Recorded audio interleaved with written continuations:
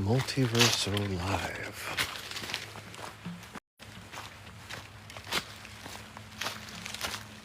Multiverso Live. Sounds very spiritual.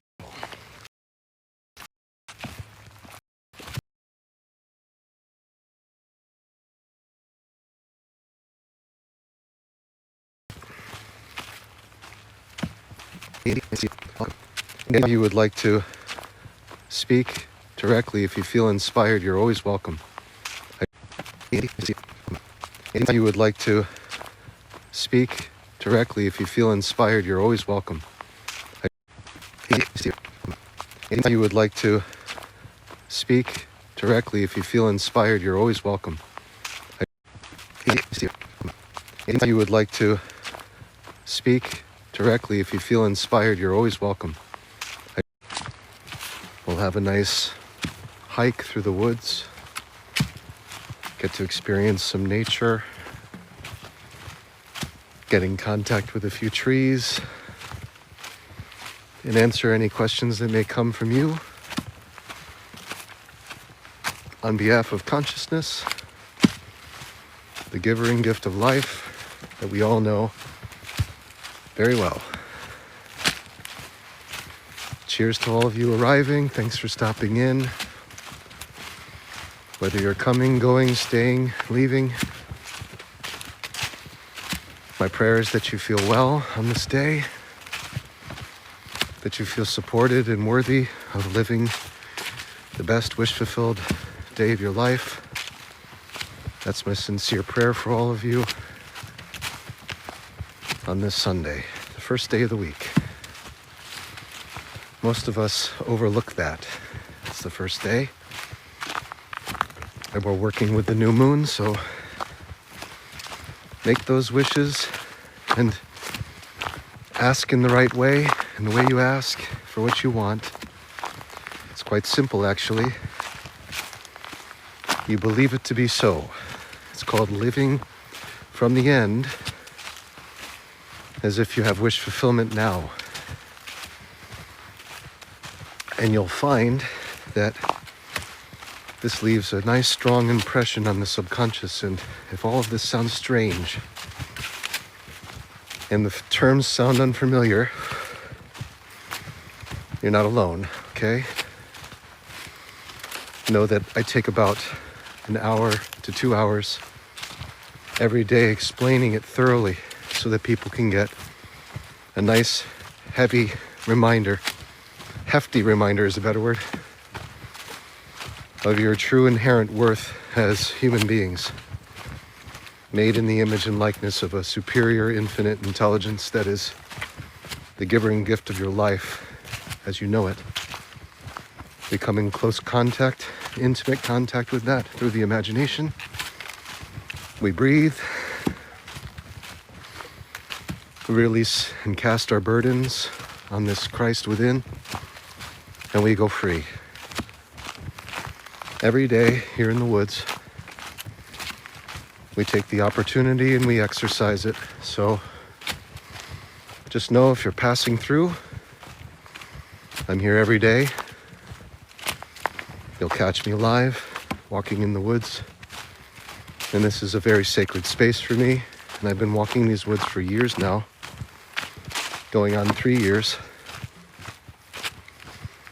And it's most relaxing and renewing, and I've had many magical experiences here. The biggest one being a profound oneness with this source of creation that I feel intimately, holistic, and full when I'm here. So enjoy it with me.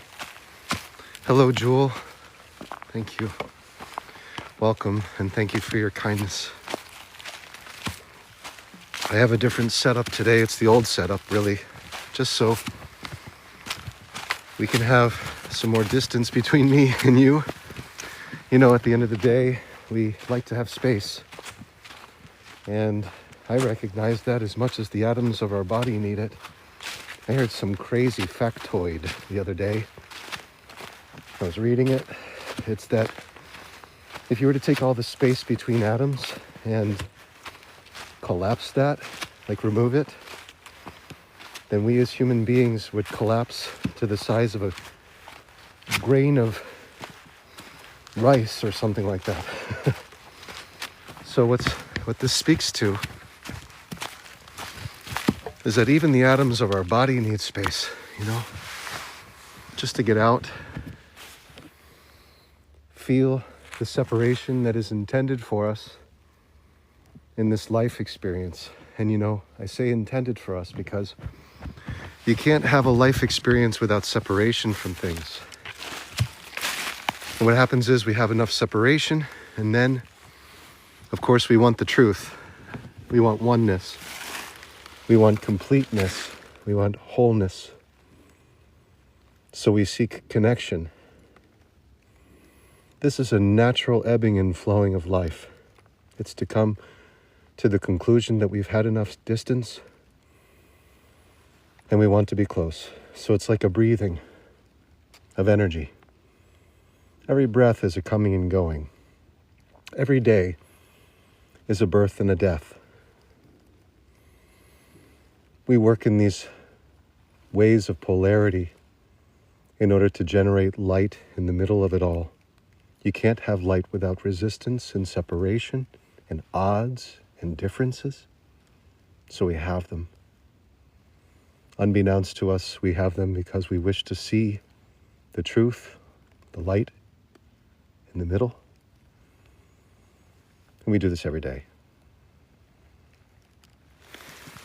And then we want to be at odds, yet again. Find those odds between us. And we go out, we take our space, and then we want to come together. And we have these emotional journeys because let's just face it, folks, we are feelings of habit, beings of habit. We are feelings more than anything else. In fact, this is what Neville Goddard says. Feeling is the secret. Here comes someone, so I'm just going to keep the camera down. But Neville Goddard discusses it like this. Feeling is the secret into creation. Hi. Good, how are you? Oh, same here, same here. Have a great day. Thanks. So Neville Goddard says, feeling is the secret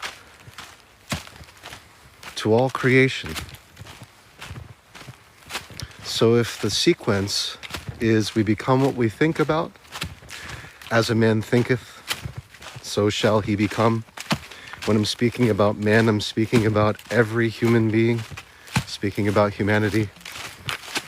So if I use archaic wording, please know this is not to remove you from inclusion. It's in fact for you to understand that we are something more than our physical bodies. We're actually a lot more. When we look at our physical body, in truth, it's more of an infinitesimal inclusion of consciousness, a facade.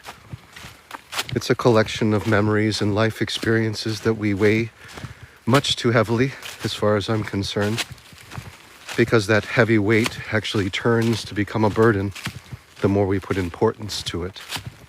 So what we're trying to do, what I'm trying to do, I should not speak on your behalf, is to show you how burdens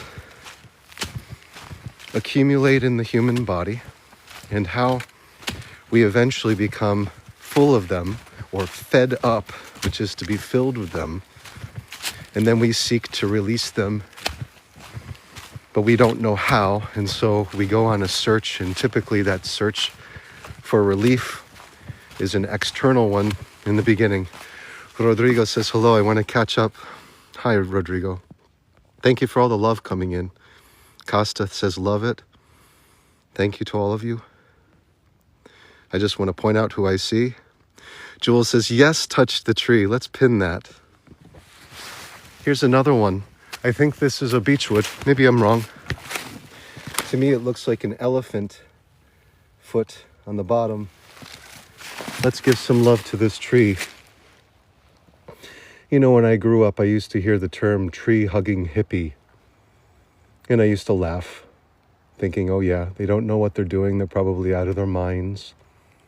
Who knows? Is it such a bad thing to be out of your mind, to no longer be a subject to it?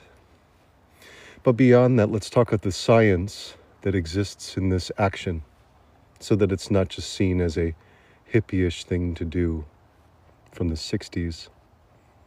I'm coming in contact with a live organism that is currently dormant above, but very alive below.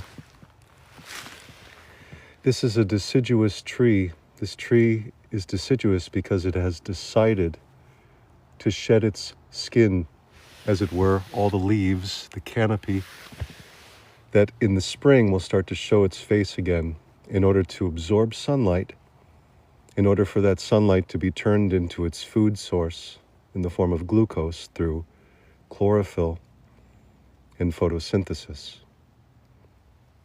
But aside from all that magic, which it is, because this creature stays still its entire life aside from an ascent from the depths to heaven, as straight and narrow as it can, so as not to interfere with its neighbors, tries to be respectful of what's happening above so that all of its relatives can do well.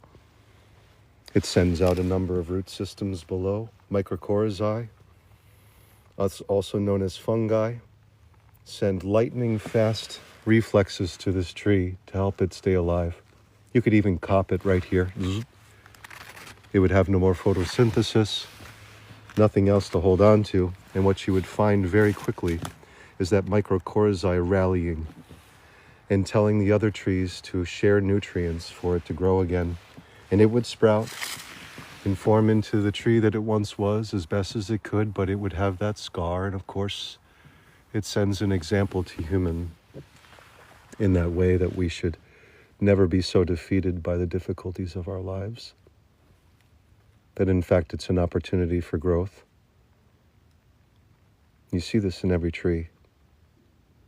Aside from this beautiful fable, what we have beyond that, even beyond what I've said, is a release of free electrons gathered up and released like an antenna, sending out signal right into the surface of my hand. And it is very cold. I sense the cold coming from this tree at this space. It's a freezing day. However, my hand is just fine.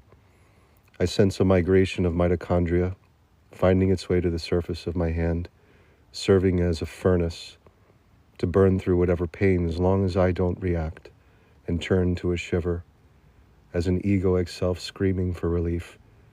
My hand stays loyal to me, as does the skin. This tree will be loyal no matter what I do, no matter what I am, no matter what I become to it. It will send out these free electrons, and it will also do something else. It will absorb all of my garbage, all of my emotions, all of my difficulties. Thank you, Cass, for saying beautifully explained. As I'm breathing out right now, waste from my body, from fermentation and breathing, that carbon dioxide is being gobbled up by this tree. And it will turn that into fresh oxygen for me. So in addition to receiving its free electrons, which bind to heavy metals in the body and other impurities and help them fall out so that they do not corrupt my body and cause there to be mutations of my cell systems through free radicals and inflame the body, I breathe in this fresh oxygen that is renewing me as we speak. There are many other gifts that come from the woods. One of them is from alluvial deposits. Perhaps in some woods where you are, like these, you'll see a roaming stream. It could be small, it could be seasonal. In this case, it flows year-round. I could walk over to that stream, like I did one day, and discover something like this, just pointing itself out to me. It was much grayer than it is now. Cass says, it's transmitting. Indeed it is. As an empath, we too learn to transmute negative to positive to heal others. This is a beautiful comment. And Cass, you make very poignant comments. I just want to say that to you. This stone was showing itself to me one day. And it doesn't look like much, perhaps, but to me, it resembles a heart, like a real physical heart. But beyond that, if you look carefully, it has some inclusions. Where the cracks were, ferrous oxide creeped in, formed into a form of cryptocrystalline, very, very small crystals that you can't witness with the bare eye. You have to look at this under a microscope to see the crystalline structures. But what it is considered an agate, or a carnelian agate, because it's ferrous oxide. So what this does, because it's quartz, it's a form of quartz, it's silicon, or silicon dioxide. It has these points. You see these points? If you put pressure on these points, you put some mechanical stress on this stone, it creates a very faint electrical charge. And this electrical charge sends itself through my hands with more free electrons being released from this beautiful stone, and it warms my hand. It serves as a hand warmer. I put it in my pocket. I talk to you for a few minutes after putting my hand on this tree, receiving its free electrons. My hands become warm, my body becomes charged, and the endorphins start to be released the more I breathe through the nose. So let's do it together. Deep breath through the nose. Exhale through the nose. Nitric oxide is produced through the cells that are unique in the nostrils. You're talking about pressurized air coming in, filtered through your nostril hairs, warmed through the mucous membranes, sent downward, bypasses the petri dish of the mouth, which is the first stage of digestion. You want to avoid that with your breath. Down the air goes to the upper respiratory system, warm, filtered, and happy. Not to mention signals to the brain for the nitric oxide, to start to release endorphins in the body. It's a wonderful system designed for you to thrive. Breathe through the nose. Shoni J, thanks for the follow. We got a comment here from Judy Q. Saw on National Geographic that trees could communicate through their roots. Wow. The Secret Life of Trees, I believe, is a book. It's a beautiful book, and it's indeed true. Microcorrhizae, fungi, mycelium, set up networks throughout this entire forest. So think of this like a server node that has a number of arrays with antennas letting out free electrons, saying, come here and heal, come here and bathe in this energy. Not only that, it has a biofield that sends a specific frequency that's resting in the earth. And that resting frequency runs at 7.83 hertz. It's also known as the Schumann frequency. And so this has a biofield that's permeating my body with more force than I can permeate it with. Therefore, the 7.83 hertz frequency, after enough time and stillness here, it knows me. I mean, we're relatives now in a number of ways. I've walked by this series of trees speaking in the same way, similar way, with love and care, sometimes with frustration. All the same, it remains synced with that frequency, permeates my body, and now my brain hemispheres are working in sync, which means I'm calm, serene, secure, at ease, and I'm just tuning in to that channel of 7.83 hertz, and you're listening to the radio station, just as I am. These words aren't coming from an ego. They're not coming from my identity. They're coming from a station that comes from a higher place. When it's good. When you find that it's not resonating with you, then it's likely got some of my ego involved, but it will likely be overpowered in time by the presence of these trees. Just as the cold coming into my body gets overwhelmed by the presence of this life here and the stone that I'm putting mechanical pressure on. It's called piezoelectricity or piezoelectricity. It's common in quartz. It's common in most stones. However, the carnelian agate with the extra ferrous oxide gives you a little extra fire, which I like to take with me. That's a little bit of a story to understand what's going on when you come to bathe in the woods. So do not feel, my friends, as if you are separate from this bath.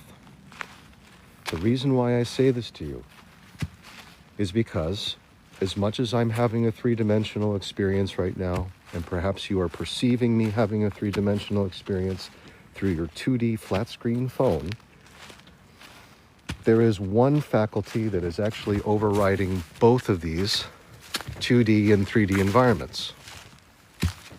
And that is the imagination. The imagination is a fourth dimensional construct which overrides everything that we have going on here. And so long as you are connected to that imagination, so long as you are entertaining that in a conscious way, through observation of what you like versus what you don't, you are leaving an impression upon the body that it believes you are in the same exact environment that I am in, or perhaps you could even make it better. Would you rather be at Mount Kurama in Kyoto? I don't know. Would you rather be at Tahoe? You decide. But make it perfect. Cass says, everything has a frequency that can be felt within our souls if we just listen. This is a beautiful mirroring of what I'm saying. Thank you so much, Cass. Lindsay, thank you for following. And Judy, thank you for following as well. Let's pin this. Make it part of the discussion. The Quest Proctor, thank you for following. So everything is frequency, everything has a frequency that can be felt within our souls. Think of your soul as consciousness. It is your awareness that you are alive. And this soul came into being upon your conception. You carried with you as a sperm a lot of zinc, and upon entering the cosmic egg for fertilization, there was a large release of this zinc, a spark of light, which is observable under microscope, was the entering of your soul to become the first of many cells, the progenitor zygote. And as you became the progenitor zygote, you were given consciousness, which is the infinite source of creation acting through you for cell division and the organization of a physical body in the womb. And of course, it would also act and does act now as the maker of your reality. Except the way it works now, instead of you growing further like you did in the womb, which was exponential and magical, you go from about, let's give a comparison, the size of growth from sperm to babe born is akin to you being a sperm as an adult, growing to the size of planet Earth. That's about as much as your expansion happens within the womb, just on a microcosm level. Still doesn't take away from the fact that you grew that much. Sherry, is that Cheryl Art? Thank you for following. Let's see. Lots of beautiful comments and people saying things. Ashley says, thank you for speaking. This is my pleasure. Thank you for being here, Ashley. And blessings to you. Blessings to you all. So if you consider that amount of growth, most of your growth in the womb is physical. Arguably, you grow to a great size from what you once were. And beyond that, you do a whole lot of cellular division. To give you an idea, it's speculated that we are anywhere between 37.2 to even, I've heard speculation of 100 trillion cells as a human body. And it's not just we're given that base amount of cells, it's constantly evolving, growing, and replenishing itself. The mitochondria of your body, which act as the furnace that keeps me warm right now, even in cold, extreme conditions, is learning, it's growing, it's adapting, as are the neurons of your body, learning, growing, adapting. Every second of your life, you are releasing between 3 and 6 million cells from the marrow of your bones into your body for distribution. At the same time, your body is gobbling up all the dead cells that are dying at about the same rate. So you have this constant birth and death of cells happening at an extreme rate that equals something like 100 billion cells of recycling in a given day. And that requires a lot of energy. We get that energy from our breath. It is the thing we consume the most in a given day. There is no doubt. We take in approximately 2,100 gallons of air, tidal volume coming and going. That's not oxygen, but it's coming and going air in a given day. Anita says, I resonate. That's wonderful. Thank you. Sherry says, thank you for sharing truth. This is all beautiful. It makes me feel so good. You're most welcome. Ashley says, I used to tell my friends that your soul is the one that produces each cell. So if you have bad self-talk, each cell is built with the foundation of the truth that you just gave it. This is beautiful. Let's talk about it. I love how you as viewers, you guide our conversation. It shows synchronicity and it shows cohesion. It shows coherence of thought, which heals. This is a healing space. It starts with the mind. Thank you for all the love coming in. We're already almost 3,000 feet above sea level and climbing. Once we get high enough, we start to look down at the earth and it looks very peaceful, very calm. It's not moving at all except a slow rolling as God's manifold expression. That's what I love about giving ourselves that space that I spoke about just a little while ago. But in this case here, Ashley says, bad self-talk. Right, think of this. Every cell of those 50 to 100 trillion, whatever it ends up being at any time, they all came from the one. The one that was you, that was traveling against 250 million competitors down these narrow corridors, peligroso, perilous, and filled with all sorts of challenges. Everyone around you saying, I'm going for it first, I'm going to be there, I'm going to get there, and you're not going to beat me, haha, you're running behind. And lots of people lose their way. In fact, there's a turning in the road where you have to decide you're either going to go left or right, and it's a complete crapshoot. You don't know if you're going to make it to the egg, but the egg's only on one side. So that divides a lot of us.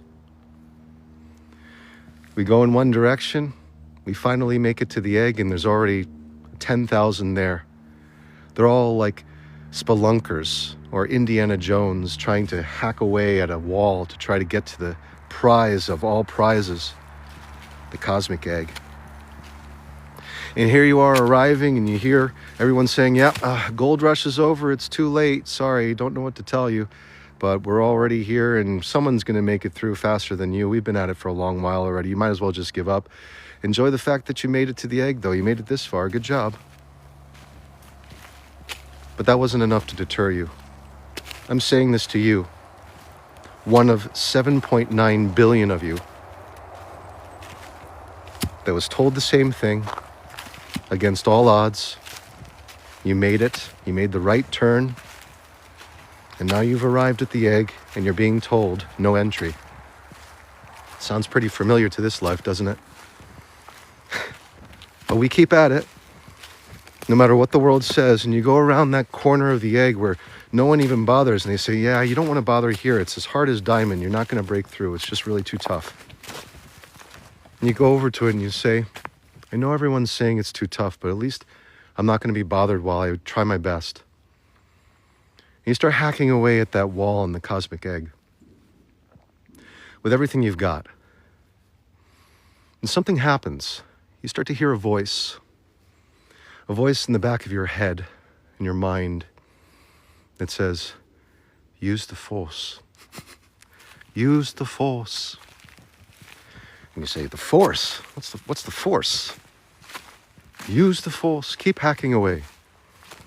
And you keep hacking away. And suddenly these enzymes start to get released from the side of the egg. Some reaction between you pecking away and it wanting you to sends this surge of energy through your body like you're at the end of a big marathon race and you don't know how your legs are still moving. You don't know how you keep going, but you do.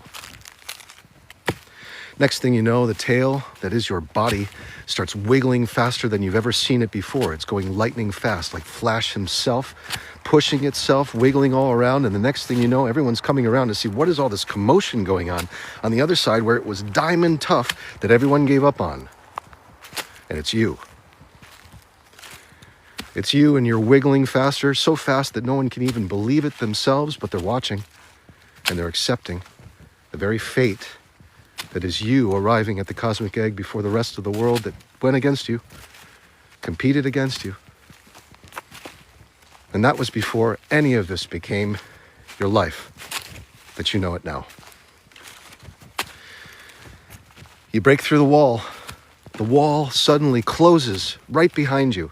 It closes so fast and so hard that it leaves your body behind. Your tail that was wiggling so fast before in miraculous ways has been left, along with all the other sperm that went against you, that belittled you, told you you couldn't make it, told you that you weren't worth it, to just give up. And then silence and a drifting, a magnetic pull towards the center of something, a light at the end of the tunnel, and you arrive at this beaming light.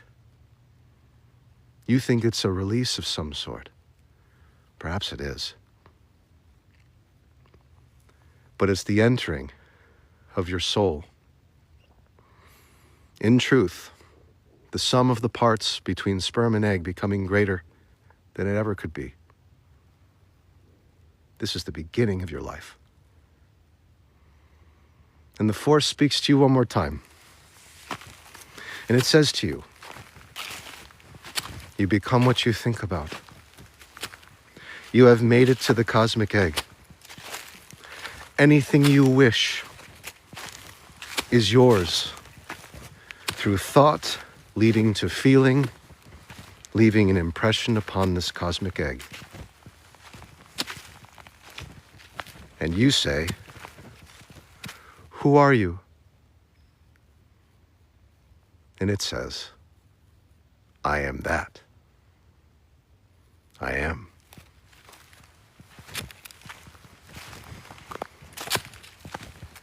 I am what? I am that. I am. That thing that you feel the most. I am that. I am. That thing that you imagine the most and bring to mind more than the rest. I am that. I am. Well, I want more of me, because all I see around me is emptiness. I want more company. I want friends. I want family. I want division in order to have more light. I want more light. I am that. And so you started dividing and communing. Some of you really got along. Some of you really had a good time. So you formed into cerebrospinal fluid, started taking part in the development of everything else. But there were some factions that didn't like that. So they became other things. They became the vertebrae. Others became the heart. Some became the separation of your spine, which once was unified. But we were all okay with it. We all got along because we realized we came from one progenitor life cell.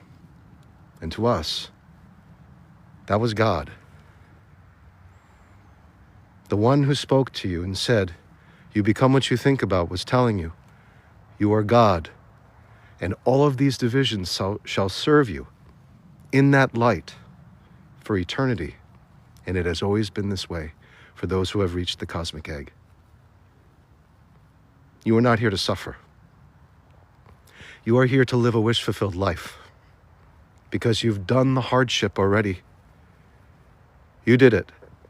You arrived. The egg is yours. You are the progenitor life form. You are the skipper of this vessel. So how do you want to ride it? How do you want to steer it? How do you want to be? I want to talk to all of you. Matthew, thanks for the follow. Fourth wall break, huh? Anita says, eternal thought creatively expressed. Thank you. Easy G says, what are you reciting? I'm reciting the words of the woods, my friend. This is, how can I call it? Autotype. This is channeling. There's no script. There's no transcript. You'll see me turn the screen a lot.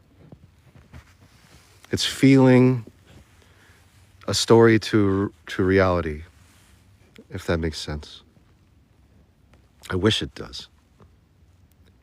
Ashley says, thank you for explaining it with science. I'm a nurse and I'm dying for truth.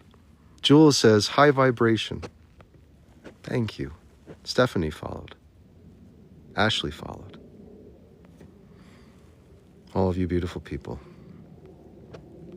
Sienna followed. Dragonfly followed. Dana Mills, thanks.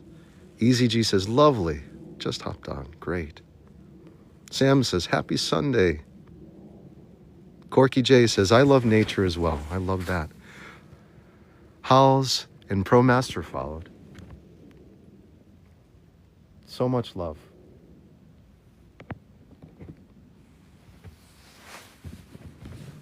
And so much love within your body, but so much division. Do you think your mouth wants anything to do with your colon? I mean, truthfully, it doesn't. But there are cells there, all the same, that are perfectly happy being where they are. And so we have all this intelligence producing cells from the one that was you upon conception, which means one thing. It means the blueprint is in every cell to become what you think about, so long as it carries with it a nucleus. Most cells do. That's the beauty of being a eukaryotic life form. Like these trees, they are our ancestors because they share the same kingdom. They have nuclei for cells, in cells. As do the microcorrhizae, the fungi, fall into the same kingdom of cellular structures as human. They're our greatest ancestors.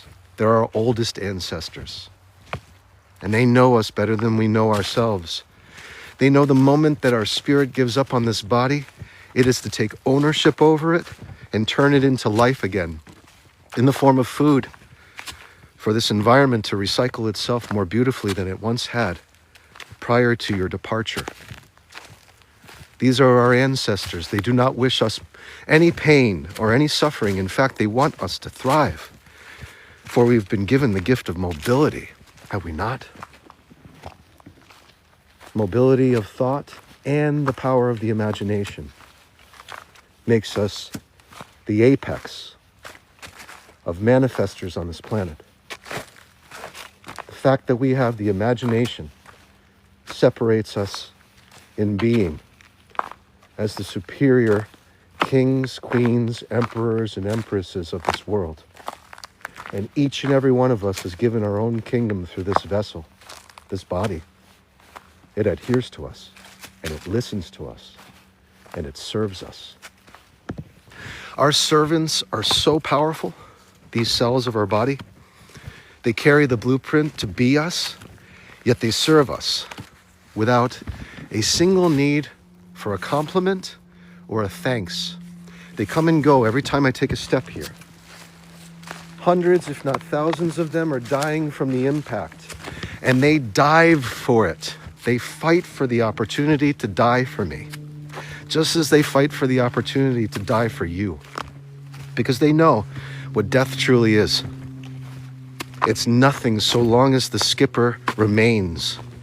So long as the skipper remains in this body, death is nothing but a cycle, a simple journey that will be the end at one point as much as it will be the beginning. But the journey itself is what these cells live for, because they live for you. You, to the cells of your body, are God. And for all intents and purposes, it is true. Anita says, you are limitless indeed. Every human being is an embodiment of an infinite, limitless intelligence that knows the means and the way to your wish fulfillment. This is the result. Everything that you see, including this experience now, is the result of your thought through the imagination, powered by God. Easy G says, your voice is very soothing and healing. I want to pin this from my ego. Thank you so much. Anita, thank you for your beautiful comments too. You are limitless, you say. Thank you. Yes, it's true. We all are. John, thank you for following. We have a comment from Little Mommy Hay saying, following, we have a comment from Ryan. Not your average RN. Great name. The light in me sees the light in you. This is namaste. I love this. This is namaste.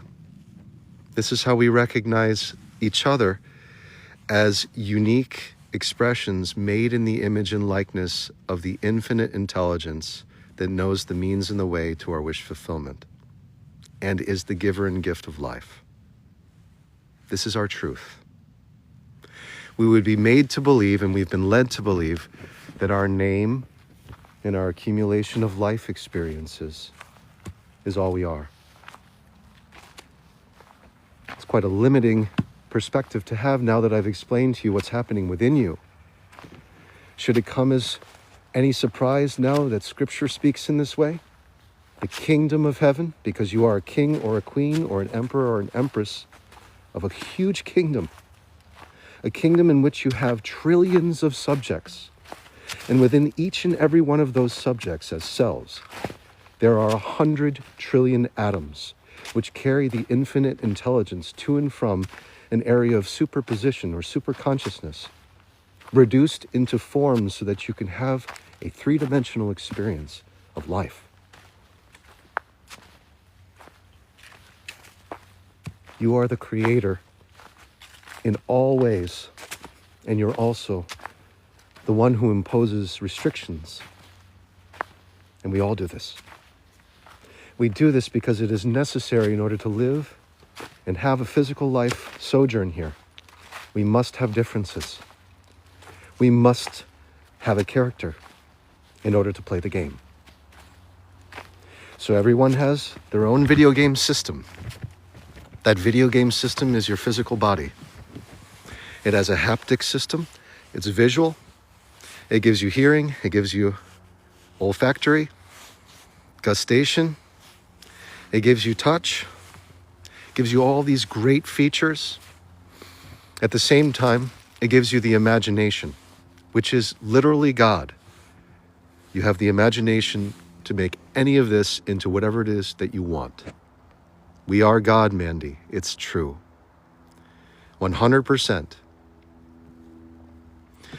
Now, I could say to you, all of you, and myself included, that we're God as ego. And that would be a mistake because it's not the entirety. The entirety of God is everything and nothing at the same time existing. How do you have that? How do you have everything and nothing at the same time existing? Well, I've just described to you how subatomic phenomena works. Look at the double slit experiment or Schrodinger's cat, and you will find that there is everything and nothing at the same time, all the time. And whatever it becomes, whatever it collapses into so that you observe, is managed through a system called OR, orchestrated objective reduction. In layman's terms, what is happening all the time around you in a scientific way is there is a unified field known as consciousness. Some refer to it as the universal subconscious mind or God or presence or being or aliveness. Whatever you want to call it, there is a unifying field that is everything and nothing. And until it is impressed by human thought, it will not collapse or reduce itself in an orchestrated, objective fashion as your reality. So in truth, as much as this looks fixed, as much as this looks static, everything that is happening before you in your experience right now is being rendered on the fly, whereas literally you are laying down the pavement and driving it at the same time, creating your reality. This happens through DNA as a storage device of holographic information. Your light is emitted from biophotons in your cells, creating what appears to be a very convincing, very fluid, three-dimensional experience through a 2D platelet that is holographic, managed, stored, processed by your DNA.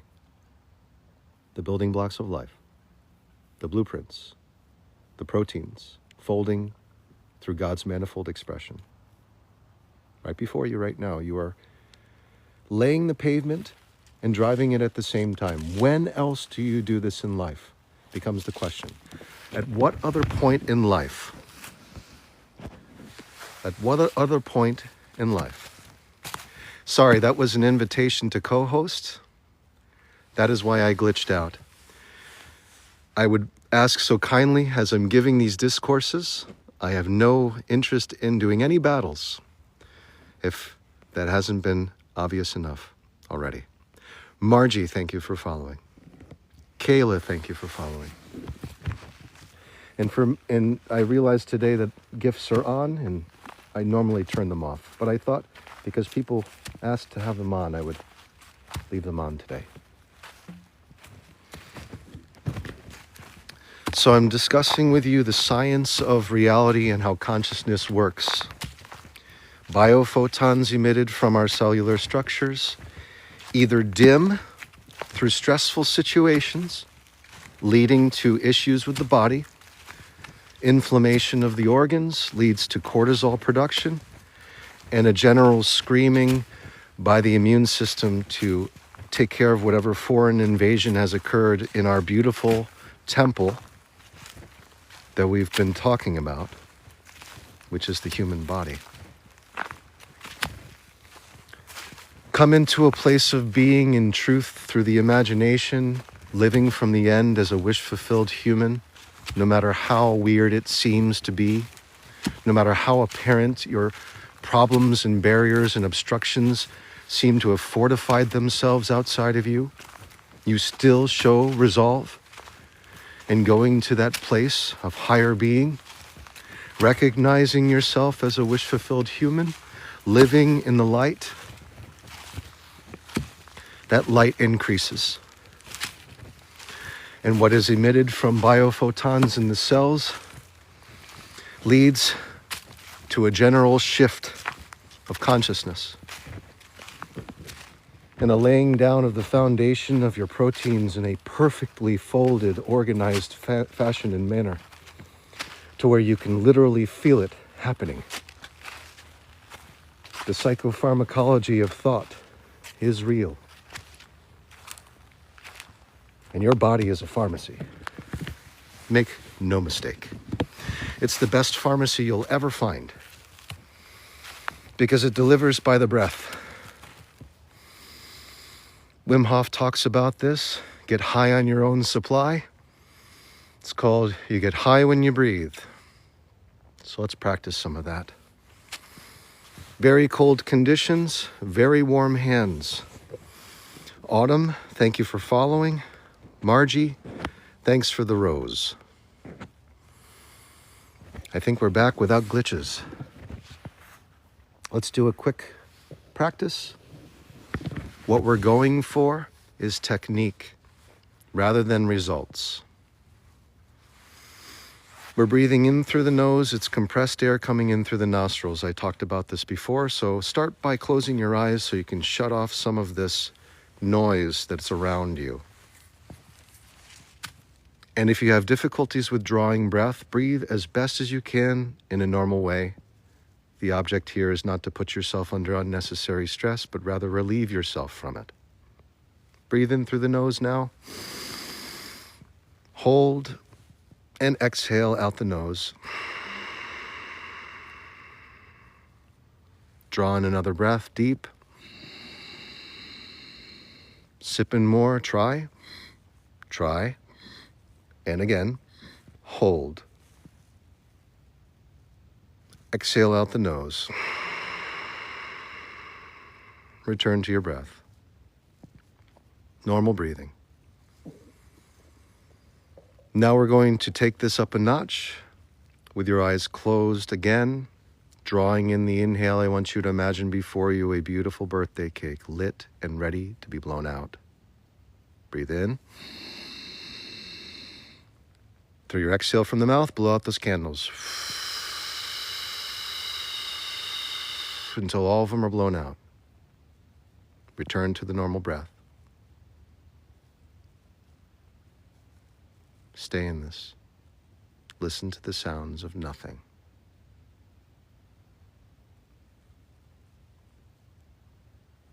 It takes concentration to hear nothing.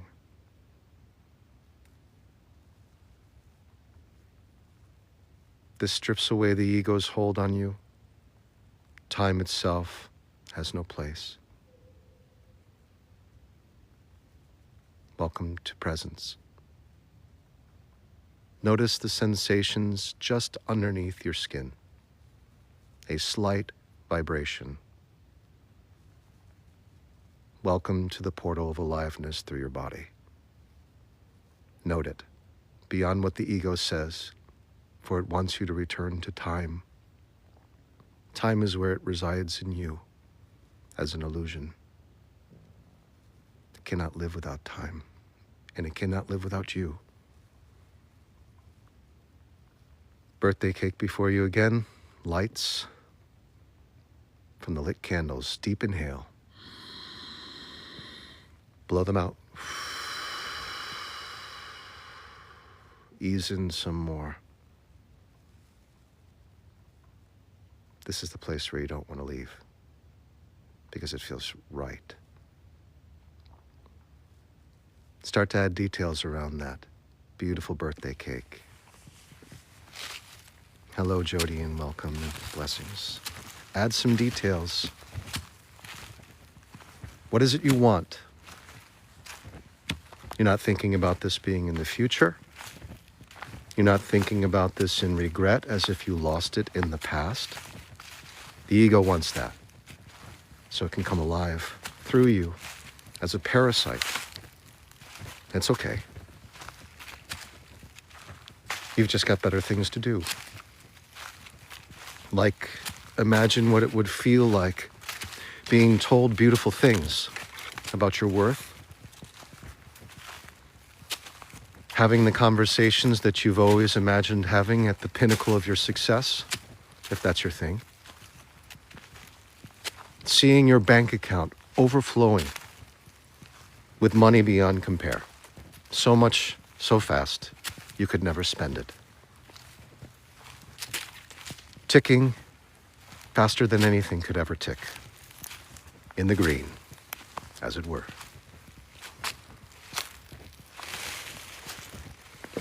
Perhaps you may want to transport yourself to the evening where you live, where the perfect version of your partner, whether existing now or thinking of this person being in your life, you're either holding or they're holding you, but you feel it and you see it. And you hear those words of truth about yourself that you saw in the mirror when you were having your best day. But this day is better than that best day. Because you're hearing these things from someone else. And you're going to that favorite restaurant, that favorite peaceful place, that place that you always wanted to get to, always wanted to vacation to, that life that you wanted to bring into this world, that life you wanted to nurture, the health that you always imagined having, that you wished for another and for yourself. All of this and more, met 1,000,000 times over without restriction, in the realm of the imagination. It is a higher dimensional faculty that you are accessing in this practice. It overrides the feelings of your day. It overrides the words that were shared that were erroneous and misdirected and wrong. It overrides the indifference of others who do not see you in the way that you see yourself now. From whatever period in time this ever occurred, it no longer applies. in the present. For the imagination is the true present moment, and the only truth that you will ever know in being. Which means, forgive yourself for time, for it was man-made, and it's why we're here. Forgive yourself for future, for it is man-made, and yet never has been until it was now. It was just an illusion. As the past, it's already over. So to return to that would be to return to illusion, using the very power that you should be using to imagine yourself wish fulfilled right now as your truth.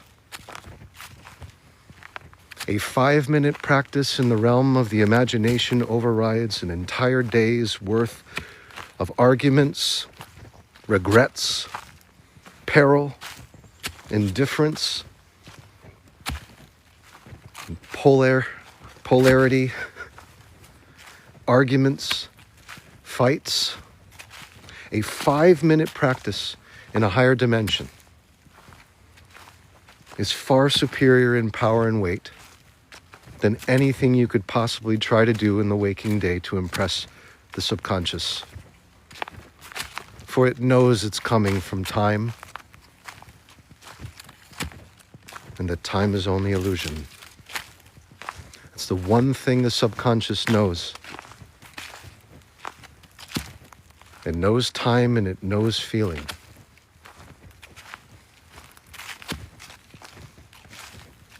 And feeling impresses it more than time. So feel your love for yourself. Feel your worthiness in aliveness of being. And as the feed, which will never end, comes to you and says, great job, love how you did the exercise, cool dude, you've done enough, you got a lot of stuff on your plate today, a lot of things to do. Or the ego could be frightened beyond belief, saying, why are you listening to this person trying to tell you that you are an embodiment of God when you know this world has done all these horrible things to you? It's caused all this pain. And I'm the only one who knows. Because I've been there with you through all of it. When everyone left you, when everyone belittled you, told you you weren't enough. Remember those moments? And now you see right through the veil, don't you? You understand that at one point in time you believed these things to be true, and they were embedded in your body, and they became a body of pain.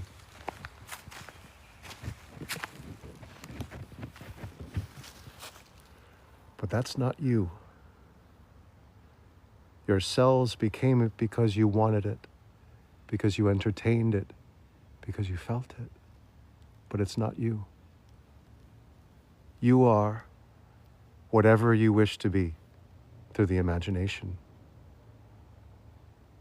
The moment you go to the imagination, every cell in your body follows suit and believes itself to be with you in the wish-fulfilled state. And all it requires for healing is this perceived change of environment for your cells.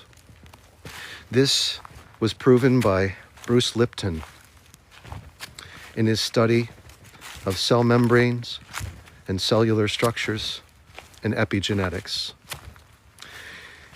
Bruce Lipton has been studying genetics and cells for over 35 years. Well over that, I think more like 50 years. And what he discovered was he could take stem cells, which are the progenitors that create other cells. He could take stem cells from amniotic fluid within the womb of a gestating baby. And he could place various cultures of these stem cells into different petri dishes and introduce them to environmental hazards, stressors. And upon taking them away from their environment of stress, he realized these stem cells repaired themselves automatically. So it wasn't as if they were brought to a place where they could never recover, where they could never go back, they couldn't return. All they needed was to be in a different environment. And they healed. They healed on their own. And when I tell you right now that the subconscious does not know the difference between where you are in your waking life and where you are in your imagination, neither do the cells of your body. Believe yourself to be taking in the free electrons of this beautiful walk,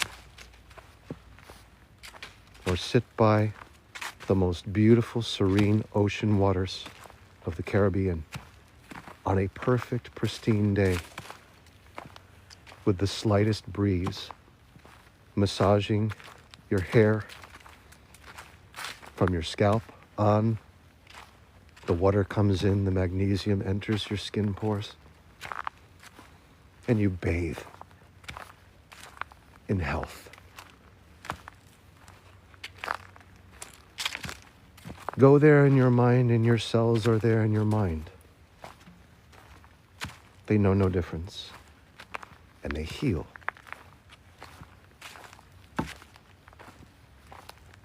And this is what is so beautiful about this waking life and about us as human beings.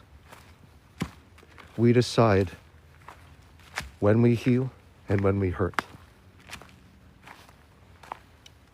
So the question must be, why then do we decide to hurt if we have this power? Well, about 99% of us are never given the manual of life in this way. It should be the first manual that's ever introduced to humanity, but it seems to be in the hands of a very elite form of person and family line. Not everyone knows that we become what we think about. And this is intentional, at least in the game of life that I play. And it wouldn't be a game of life without boss battles.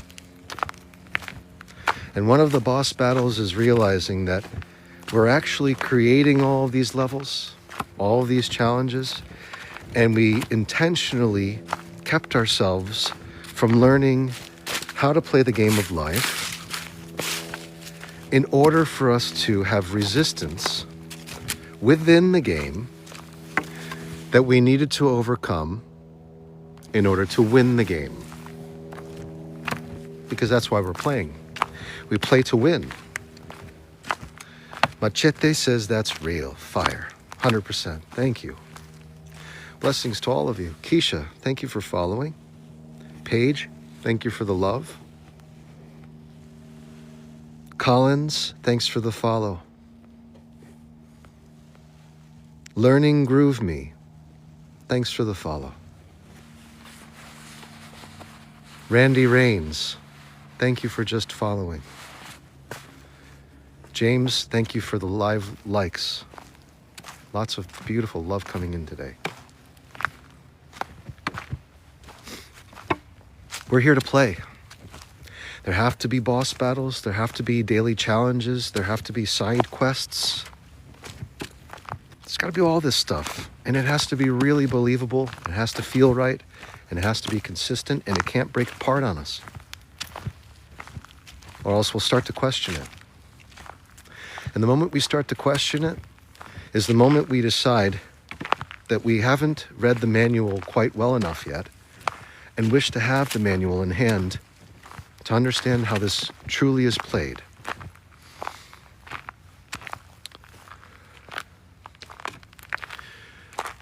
Kelly Cross, thank you for following, for waving, saying hi. Very kind of you. question coming in from Margie. What's the humming I hear while doing the breath work? Could be a number of things. The bottom line is this. You're aware of it. You're paying attention to it. And so what normally happens is when we have phenomena, anything that manifests in the body or externally, it becomes the ego's opportunity, and this is no criticism of you at all, Margie. This is simply to point out what we do naturally, and I'll be explaining why too. The ego wants you to define it. It wants you to label it because the ego sees it as some form of threat to your existence. Perhaps could be the cause of something, but that may not be the definition that you're giving depending on how deep you are in relaxation. It might just be a phenomena that you would like to know more about. And so you could research it. But it is a manifestation.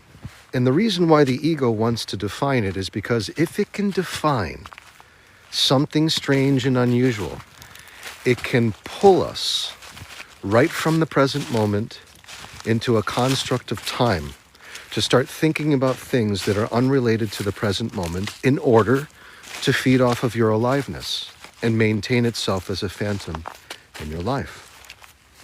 And the ego does this very connivingly because it has a lifetime of practice doing it. It's trying to get you to go from being present to performing the role of Margie. Margie makes sense of this. It's that kind of thing. And it happens to all of us unconsciously all the time. You're not alone. All of us do it. And the reason why we do it is because we deep down feel an innate, thank you for saying that, Mosaic Muse, very kind of you. Blessings to you. The reason why we wish to define and label things is because we fear death. The ego fears death because it knows that it has one life to live. Our personality shall not reincarnate. We perhaps may incarnate as life again. However, that is like starting over the video game with a new character, new attributes, new everything, aside from what is passed on from DNA, which is a form of inheritance of knowledge.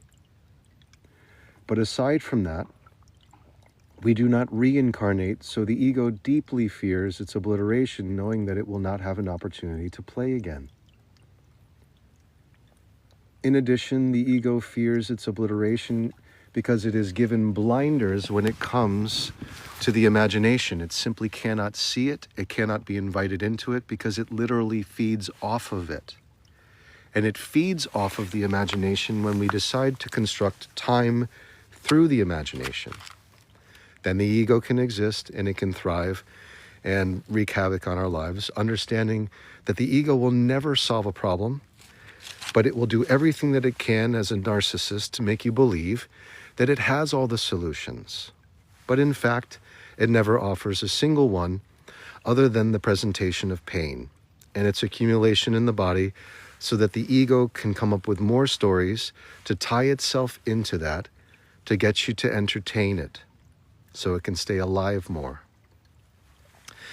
Seems like a bit of a sick story. Why would the ego want to do this? Why is it so parasitic? And I explain to people that the ego is more like a shell to the seed that is our truth, and it is a protective shell. Because it can't see the infinite creation and the continuation of consciousness through the imagination, which is our truth, because it can't be there, it fears it. It fears when we're absent. It fears when we go away as observers of aliveness. It only recognizes us when we're performing. And so it fears us leaving, like a child would fear its parents abandoning it. But what it has, in addition to that abandonment complex, is way too much power over the decision-making of our lives. So it simply needs to be demoted in a caring, kind way to understand it no longer is the chief executive officer, decision maker of our lives. that now is in the hands of the imagination through Christ, which is your anointment of your kingdom as truth to live your wish-fulfilled life as perfectly as you desire. And that's going to upset a lot of people. Let's just put it out there. It may sound great coming into your power, but every single construct that you've built as a fearful person, as a person who was once victimized in some way, is going to fight you tooth and nail and believe you to be totally lost and out of your mind.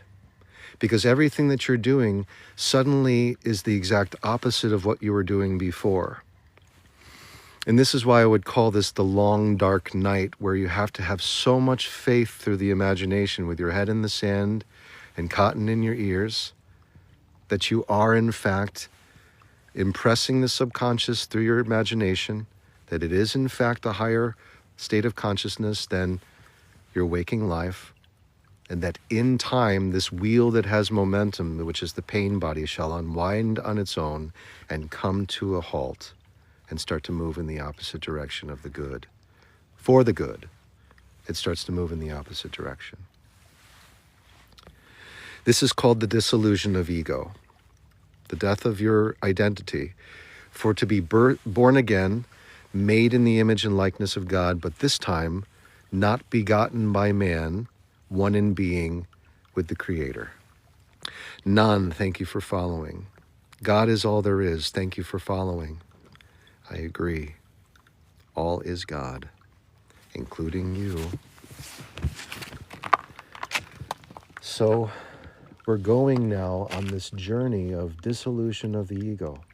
So you can understand, Margie, it wasn't a criticism, though the ego takes it as a criticism, because anything that threatens the ego's absorption of our life force through the imagination, anything that threatens it in any way, judgment or label, to make it look like it's negative in any way, it perceives as a threat, which actually is a sense of feeling like we're dying.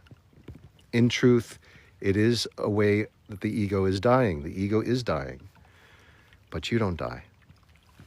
And that's what I'm trying to get to with all of you. That consciousness is your truth, and consciousness continues on after we die. Example. The body dies, you take your last breath, your Holy Spirit leaves your body. Spirit, spiritus, Latin, means the breath. So your breath leaves you, as does your spirit. At that moment in time, you are unifying, like every cell that dies in your body that comes from you, with a unified field, superposition. You become everything and nothing at the same time, flexing back and forth into organized fashion to represent yourself as the life principle. But you no longer are an ego until incarnation occurs. My personal belief, and this is speculation, is that incarnation happens here on planet Earth as human for as long as you need, until you come to the realization that you are more consciousness than an egoic self. And once that happens, you can decide whether or not you want to continue playing. Because you've already beaten the game. It's like, once you beat the game, most of us put it down and there's not much replay value.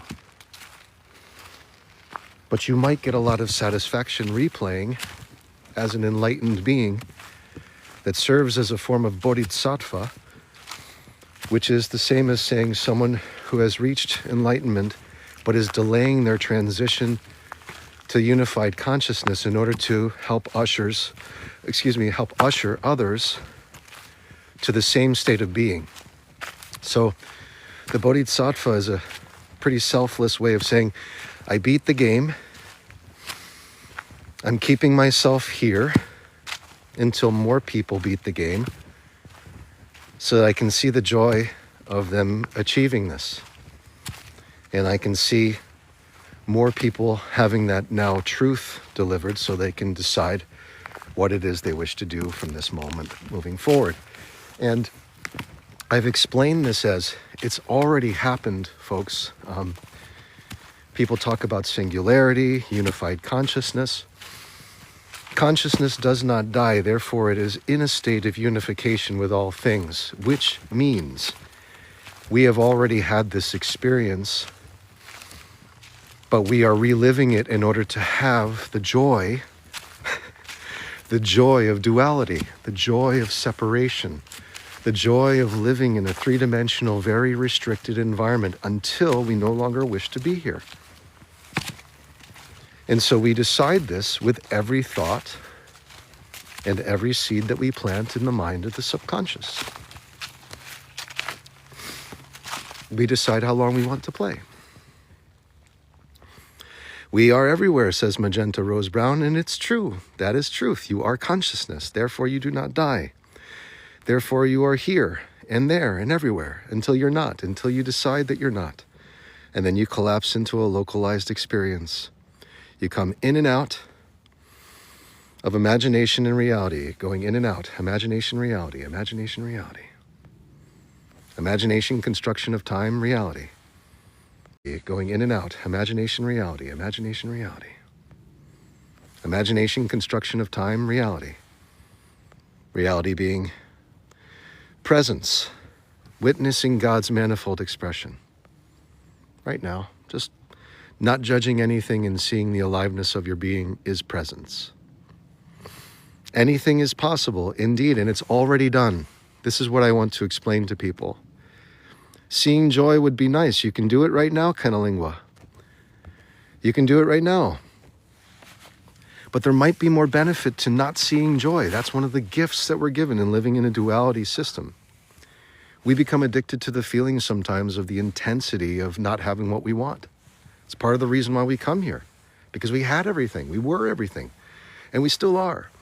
But we want to have a localized experience within a human body that has some lack, because it's really motivating for a lot of people. To feel lack, it motivates us to grow. We might just want to be here for that experience of growth. Kurt Smith, thanks for the follow. Matthew Belcher says, I feel that. I try to give this to you so that you can understand you are determining how you play this game, and it's unfolding before you. And that it's all totally changeable, modifiable. And this is why, because we all have our own unique set-top box, I call it, or video game system, which is the human body. It's the temple of God. However, there is an infinite intelligence that impresses itself through us, because it can't be us, because it's everything. It has to work through us like an instrument. And so each and every one of us has a localized experience, but it's not our truth. Our truth is the source that feeds it. And so we're unified through source, just like, imagine all of us are video game testers for Electronic Arts, just for the sake of saying it. Let's call Electronic Arts source, and all of us are working as beta testers for the game by Electronic Arts. So we all get a headset, we get haptic suit, we put it on. We're talking about the game of life, addicted to science. We're talking about the game of life and how to play it. Yes, so base reality, what we're seeing right here, the consciousness. And I'm referring to this in a metaphor that is what I believe to be extremely applicable, which is we're beta testers, so we work for, let's just use this as an example, we work for EA. All of us are given the controller, which is the human body. So we have a haptic suit where we feel everything. We have a Neuralink interface where our thoughts lead to feelings in the body, and that leaves an impression on the servers at EA. Think of the servers at EA as the source, and that source is powered by an infinite intelligence that could be considered advanced generative intelligence, or AGI. In other words, it's more intelligent than us as individual players in the game. In fact, it's more intelligent than all of the players in the game. In fact, it is the intelligence of all the players in the game giving us the ability to say we are intelligent. It is that intelligent. It is that intelligence. Okay? So every time we think, we impress the servers, and the servers send back feedback in the form of I am. And everything that we see becomes the I am. So you're looking around, and all of this is the I am. Because it's our desire. You turn your head one way, the I am says, this is what you render. You turn your head the other way, the I am says, this is what you render. You look at your hand, the hand becomes the I am. Everything that you're paying attention to becomes the that of I am that in this scenario. Okay? So EA becomes the server, becomes the source of all things for every player, which does not mean that every player has to be the server, and it does not mean that every player has to have the same experience. In fact, we're all having different experiences, unique experiences. Some people are going off and saying, I want to play a sandbox game. Other people are saying, I want to commit crimes. Other people are saying, I want to do something good for people. I want to evolve. I want to evolve this consciousness. I want to break the system. I want to test it out. I want to take psychedelics. And in taking these psychedelics, I will break this system in a certain way, and I will come back with data because we're beta testers. We're effectively coming into this game, reducing ourselves from source in order to beta test, to see how flexible this system is with us, to see how rigid it is in other applications, to reflect upon it, to create from it, to give our feedback. Because eventually what's going to happen is the intelligence becomes so cohesively connected with us, it knows how to create everything that we want without any distortion. And once that happens, we have unified consciousness and we instantaneously manifest what we desire, and the game ends for all because it will no longer be necessary until the desire is, by the collective consciousness, to create another construct of the Earth life system, so that we can finally experience duality again. Geez, we've been so unified. We want to feel that separation. We want to feel that pain of separation, that duality. And so we roll out another construct and we play it again. This is the way that life works in every single cellular construction. It works in the way that atoms collapse from a unified field into consciousness. It works with everything this way. It's the coming and going of everything and nothing, yet both exist at the same time as one unifying principle. It's everything and nothing explained, okay? Da is the fruta. Thank you for following. T-Zog says, 420 says, beautifully said, Lo. Thank you. HGHB, thanks for following. Great to be here with all of you. So in this example, I've talked about EA being the server, and I've talked about you being the beta tester. In order to roll out a perfect golden game that is unified consciousness and instantaneous manifestation of our desires. That is a much higher level of consciousness than what we are currently experiencing, which is three-dimensional and holographic in this example. Now, I've already explained to you how holographic information can be stored in DNA.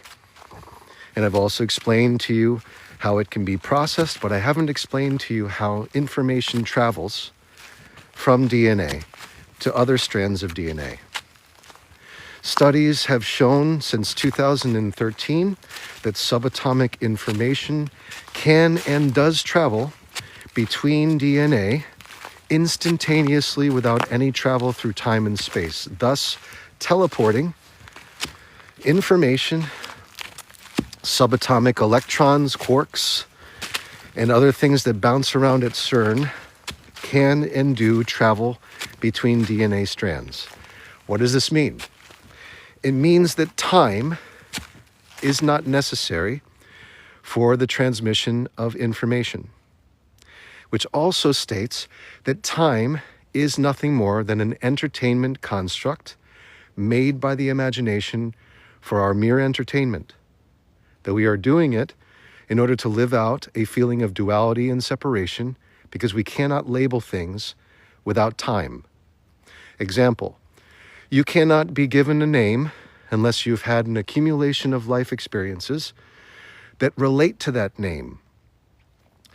So before you were given your name by your parents, before you recognized that sound string as your name, before I recognized the sounds William, as me, I was a baby, merely observing my aliveness around me without definition or label, until certain things within this world I perceived as threatening to me because they were painful. I wished to avoid the pangs of hunger. I wished to avoid colic. I wished to avoid sleepless nights.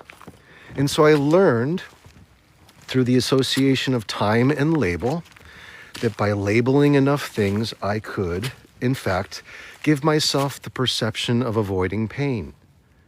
Thus comes the birth of the ego in our identity. And it formulates itself in that way. We accumulate all of our pains, and they store themselves into the body because the body has a memory to it. It's through DNA, I explained. And so we have our life experiences accumulating pains, and there eventually should, and does for all of us, and this is different for everyone, come a time where we no longer wish to have this much pain. It happens in two different ways. One, it can happen in your dream state where you have a perilous event in dreams and you're awakened. And the other happens when you perceive yourself as dying because you want to give this up. Both of these situations, please hear me, the subconscious knows no difference between, and thus awakens you into a conscious experience elsewhere, i.e. you shift your aliveness to something else, but it doesn't die. It's very believable when you're in a dream that is very believable, but you're awakened from it when it's perilous. The same thing occurs in the waking life. However, I can't prove this to you because you've never died. That's my proof. You've never experienced death fully. Maybe you're on the verge, maybe you're on the cusp, and maybe you even experienced the light going out and coming back through it, but your consciousness didn't end. Same thing in your dream state. The subconscious carries you through. You do not die. Your life experience transfers. This is all I can explain to you. I'm not telling you all to do perilous things right now. Because if you do something perilous and we perceive you as dying, you will literally be perceived as dead. But you yourself will carry on with consciousness elsewhere. That's what's so wild about this. You're alive and dead at the same time in that situation. Dead to some, alive to yourself. It's the Schrodinger's cat. It's once again comes back to subatomic theory. When we're looking at quantum mechanics and quantum computing and quantum tunneling, it is this exact example. Consciousness carries it all through. Okay, we don't really die. No, we never really die. It's true. Not a single person has that lights off situation where there's no more awareness of aliveness. There is no death in the way that the ego believes. But the ego certainly experiences death.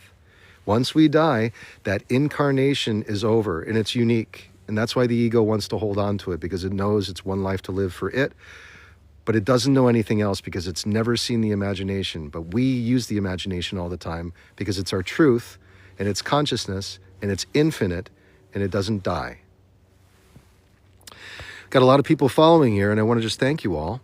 I just want to point this out too. World Gone Crazy, thank you for following. Yep. Isn't that what Terence McKenna said? Everyone would start having these wild experiences. Sai, thank you for following. I pray I said that right. C-I.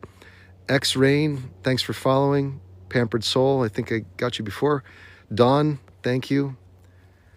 Mosaic Muse, this is beautiful, says the body keeps score. This is the body of pain perfectly described. It's that we have painful memories, we have life experiences, and they get embedded in the cellular structures of our body as a memory system, and DNA holds on to it as a wonderful storage system.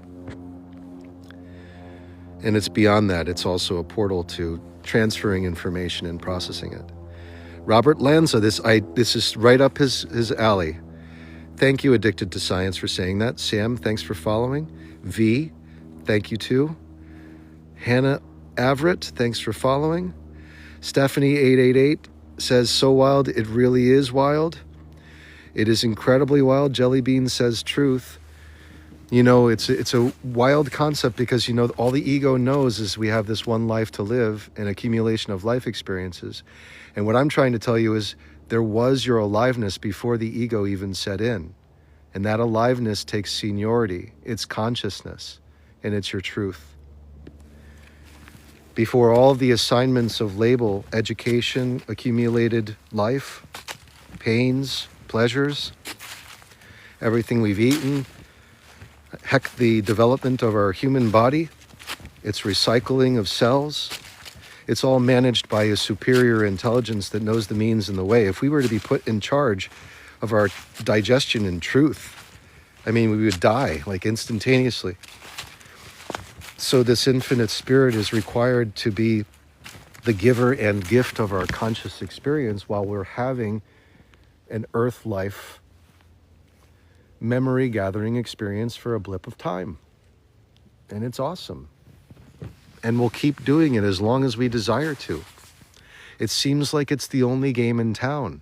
7.9 billion of us went through the hardship of passing by 250 million other competitors to make it to the cosmic egg to have this experience. It's pretty sought after. Being made in the image and likeness of God is a huge gift. And it comes with unlimited power. Power to destroy ourselves and power to redeem ourselves. It's an amazing game. But it is a game. For sure. Ronnie, thank you for following.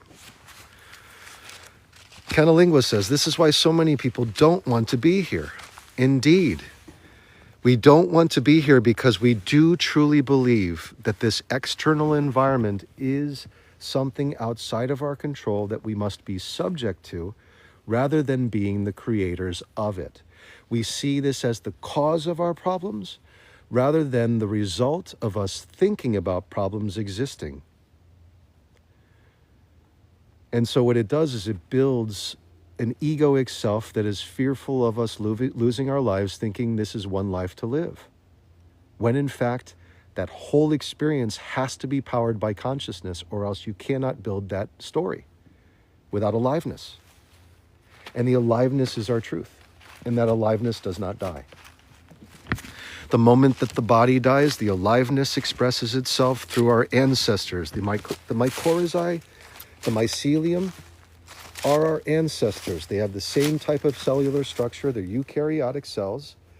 The moment that we die, those, as well as bacteria, which come from prokaryotic life forms, start to take ownership over the body and break it down so they can survive more.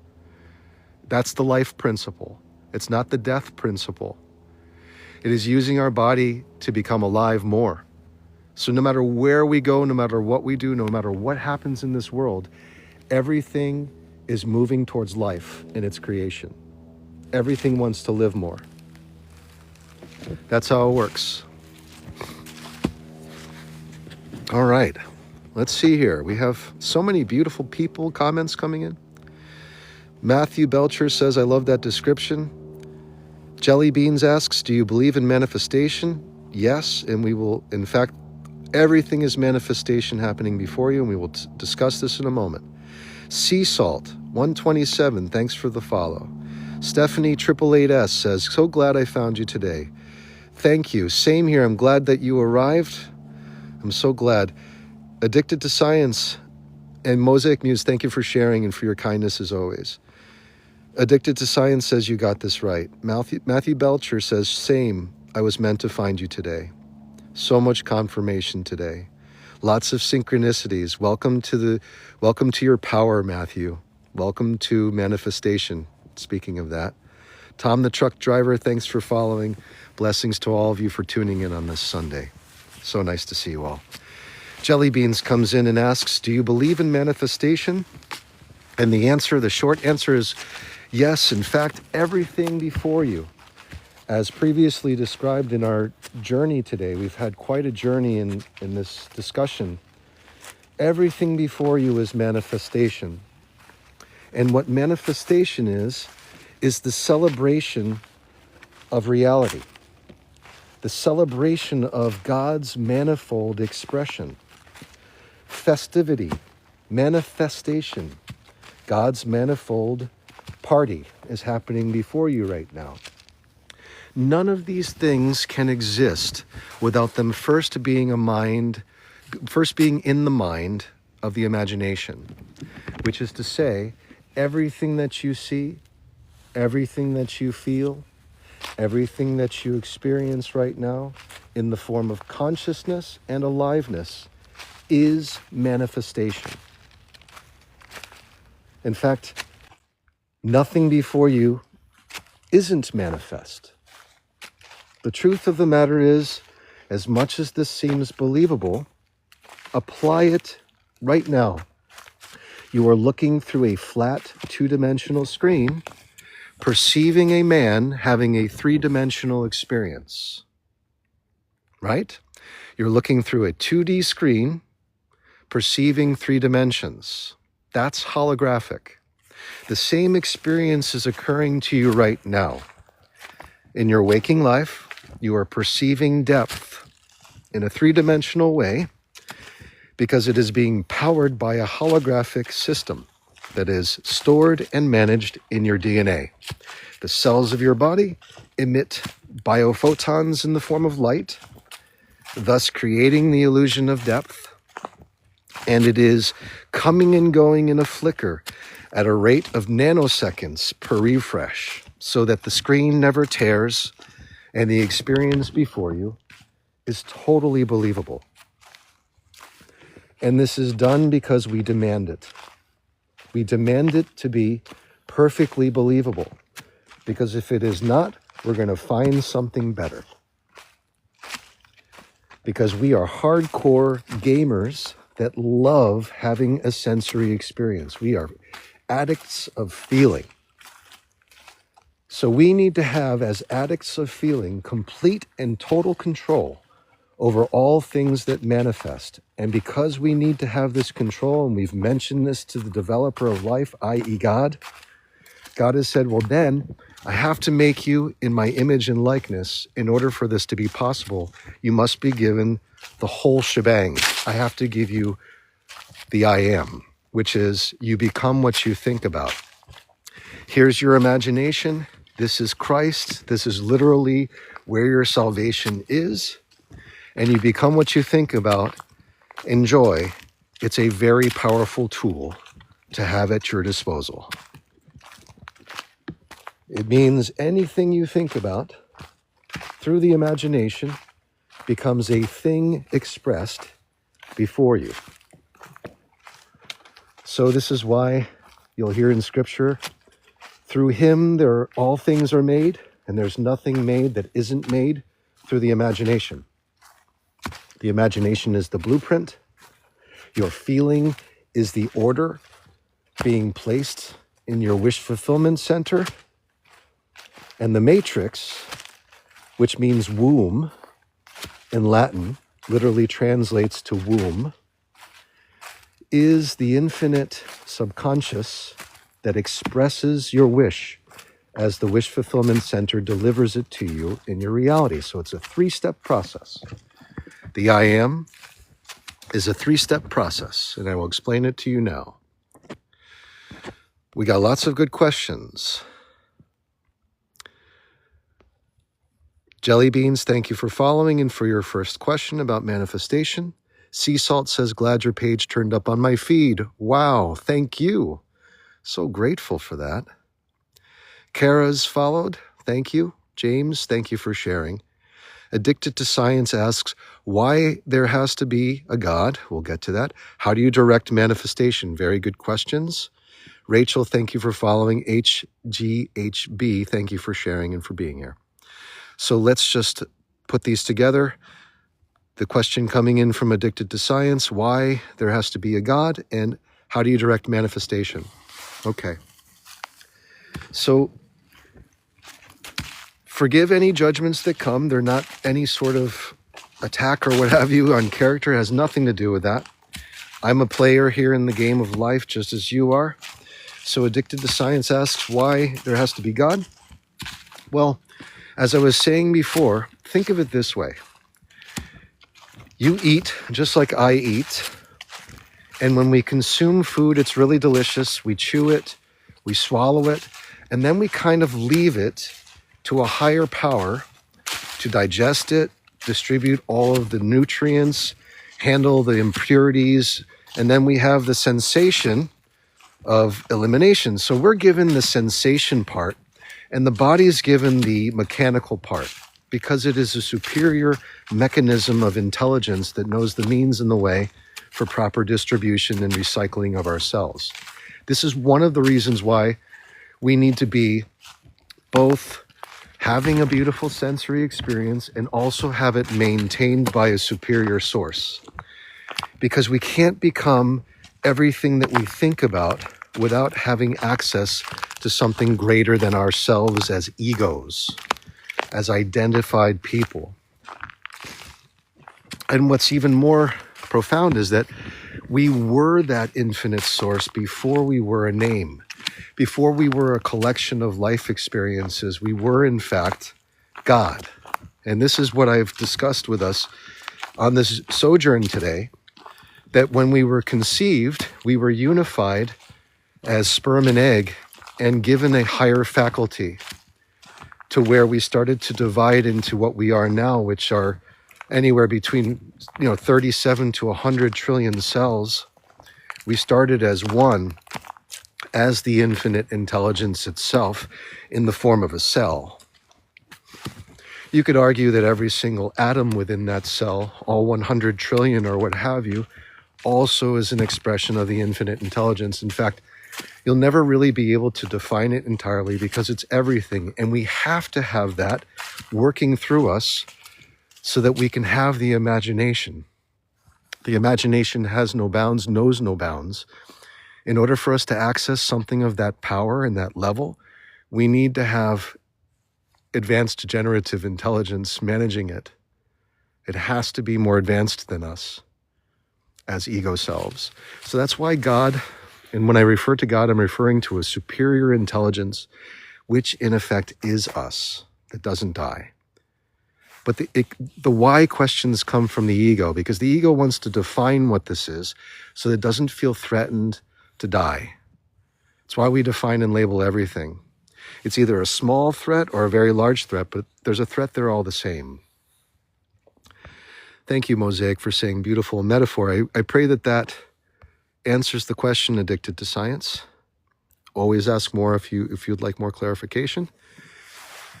Jelly Beans is asking about manifestation and asks, how do you redirect manifestation? How do you direct it? Okay, this is great. This is a great question. So manifestation is directed by asking for things. And it's a little tricky for most people to conceive, and so I'll try to display it for you. You ask by believing it is yours now, by living in the end, like you're rolling credits of the perfect wish-fulfilled life before you. And the only way you can do that is by imagining it. So you have to be like a child and step into the imagination and imagine the thing that you desire as if you are using it, living it, being it, feeling it, having it, whatever it is. You have to live from the end as if it exists now and there is no distance between you. It's not, okay, I'm going to think about 2 years down the road when I graduate with my college degree. No, you have your college degree. You have your college degree and you're using it to get your perfect job, and you have the perfect job and you're going to your perfect job and you're living your perfect job. Or you could be free of your job. You could have total financial freedom, but you're living it from the end. And that is how you direct your manifestation. Because the imagination is a higher dimensional faculty. It's the highest dimension faculty that you have, because it is limitless in its power, limitless in its scope and range, has no boundaries unless you place them upon it. And so, because of this, you use it to direct your manifestation. That's the answer to your very good question, Jelly Bean. Okay. Let's see here. I want to catch up with more folks here. And while we're doing this, I'm going to warm up my hands here in the woods. All right. Get 'em, boy. Shared. Thank you. Pampered Soul says, your words are medicine. Thank you so much for that beautiful, kind statement. Oops, I tried to pin that. There it is. I got it. Stephanie 888S says, your articulation of the truth is so needed. Thank you. Thank you for saying that, for that feedback loop, Stephanie. We are all one, and we are in coherence, which is great because this manifests things fast when we all start to think that the imagination is our salvation, which it is. It's the seed center. It's the wish fulfillment center of our lives. And it is the asking center. It's the menu where we choose things. And when we're choosing things from the menu through the imagination, that's called meditation. It's the same as prayer. We're consciously praying by asking, by believing. Let's see. Addicted to Science says this is called self-incredulity. I don't have an answer, therefore God. There is no God, not Thor, not Zeus, and no one other one. Well, if you want it to be, this is the thing, if you want it to be without or with God, you're still making the choice for that to happen. Therefore, you're controlling the process. And that's why you have your own unique game system, the temple of God as your controller.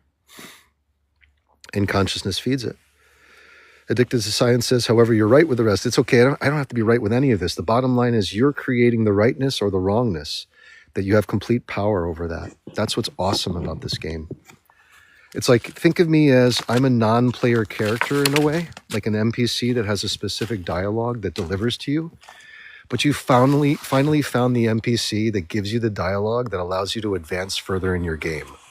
It's just like that. It's like, I've given you the dialogue that you need to hear, and now you've unlocked all of these new objectives and all these new levels, and now you're about to go partake in them if you want, or you could just hang around forever on the same level doing what you want, but you know you've unlocked something because of this conversation. That's what's really fun about it. This way, you don't have to take anything personal when it comes to the NPCs of your life. As conscious as it may seem, like I could be another player trying to help you out, but you don't have to take my words in any way other than what you desire, because what you desire is what becomes manifest. And so that's what's great. You define it when it serves you. Otherwise, it's just noise. And think about what this does to your situation with your boss. The boss is saying that trigger word now, and you're like, oh, I'm observing the trigger word. I don't like how it feels.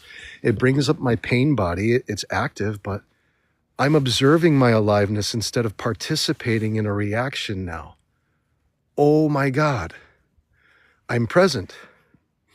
And the ego goes, no, no, no. You've got to respond to this. You've got to respond. And you're going to say, wait, hold on a second. I don't have to respond. In fact, I love the idea of witnessing my aliveness in this moment. And it's more important than performing. And the ego that entire time during that talk wasn't present to hearing you, because it needs your time to stay alive. And when you said to yourself, oh my God, I'm witnessing my truth in being, you were saying that as the mind of God in a feedback loop with that infinite source. And the ego was not present for that. But while the ego was not present for that, while you had the awareness of your aliveness, this superior intelligence was unwinding a number of pains from your body that were embedded from moments that you thought were insurmountable and unable to be overcome. And suddenly you feel this sense of liberation and freedom and peace, not so much because you've come into your power, but because you've allowed this power to heal something that was impossible to otherwise heal by just being alive. This is how you heal in profound ways, in superior ways. Oh, let's see. Matthew asks, how many players are on Earth now, do you estimate?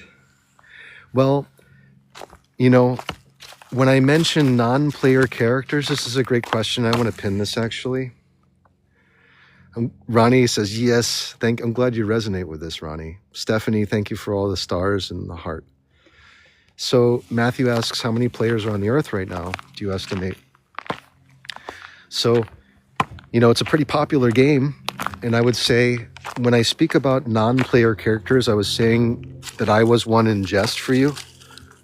It's like if I'm saying, I'm William, I did this, I said this thing, I should be getting all the praise, you're like, okay, William's performing. And I'll do that. I'll come and go with that because we want to perform sometimes. And then there are other times when we don't want to be feeling that pain. So there is a surrender of the pain. And that's called presence. When you're present, you surrender your pain to a higher power. That power is God and that power is you. So, all right. How many players are non-player characters that are like really awake and fully awakened all the time? I would say maybe like a few thousand. That's just a guess. Most of the gurus, most realized teachers, spiritual teachers, probably a few thousand. Maybe you have a couple more who are just kind of here to help usher people to the point of self-realization. Those would be the bodhisattvas. Maybe a few hundred, I don't know. Probably not many. Most of them, I would imagine, once they beat the game, it's like, let me ask you this. Out of all the people who beat Red Dead Redemption, the game, like how many of them come back if they've achieved all the achievements, like 100% unlocked, full platinum achievement? How many of them come back to keep playing? Probably not a whole lot. It's kind of that thing. That's like the best comparison I can give. Many of them move on to another game. Another sense of aliveness. Addicted to Science, thanks for following. So that would be my guess. But what's beautiful is it's a multiplayer online role-playing game. The game of life. We're having exchanges with others who are infinite beings. Non-player character or fully awakened. The same source is flowing from within, providing the conscious experience, which means that we're all equally God. We all have the same power. No human being is absent of it. Unless they honestly believe and think that and want that, then there'll be the appearance of a lack of that presence. But you can't have want without consciousness. You can't want things without aliveness. And so in a way, it's trite for a person to say, I don't believe in this thing. There's no powering it. I have complete control over my immune system, over my heart. I manage every single pump of my heart, all the blood going through. I manage all this entirely. A person can totally say that, and they can believe it with conviction. And the universal subconscious mind will be impressed by that and start to manifest a reality where that appears to be true for the ego self, but it's really just ego feeding at that point.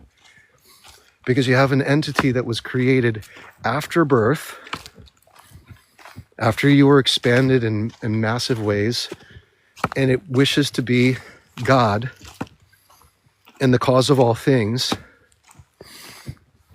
And this is what is described as really Satan. I mean, in most instances, it's the pinnacle of evil. It's to say, it's worshiping the flesh, as God. And what it leads to is disappointment, in truth. It ultimately leads to a lot of disappointment because the body has it has an impermanent stay, which means the body has a beginning, a middle, and an end. Anything that is manifest, from these trees to the planet itself, has a timeline. So the moment that we announce that our God is in a physical thing and is the cause of all things, that's considered by the Ten Commandments the first no-no as idolatry. It's idolizing something outside of yourself as God when we are made in the image and likeness of Christ. So it's totally possible, totally available to you, but what it leads to is disappointment. It does. It leads to disappointment. Just like if we lived to see the wake of the boat, like everything that's already happened, because this is all the result of consciousness, the result of thought and the imagination, not the cause.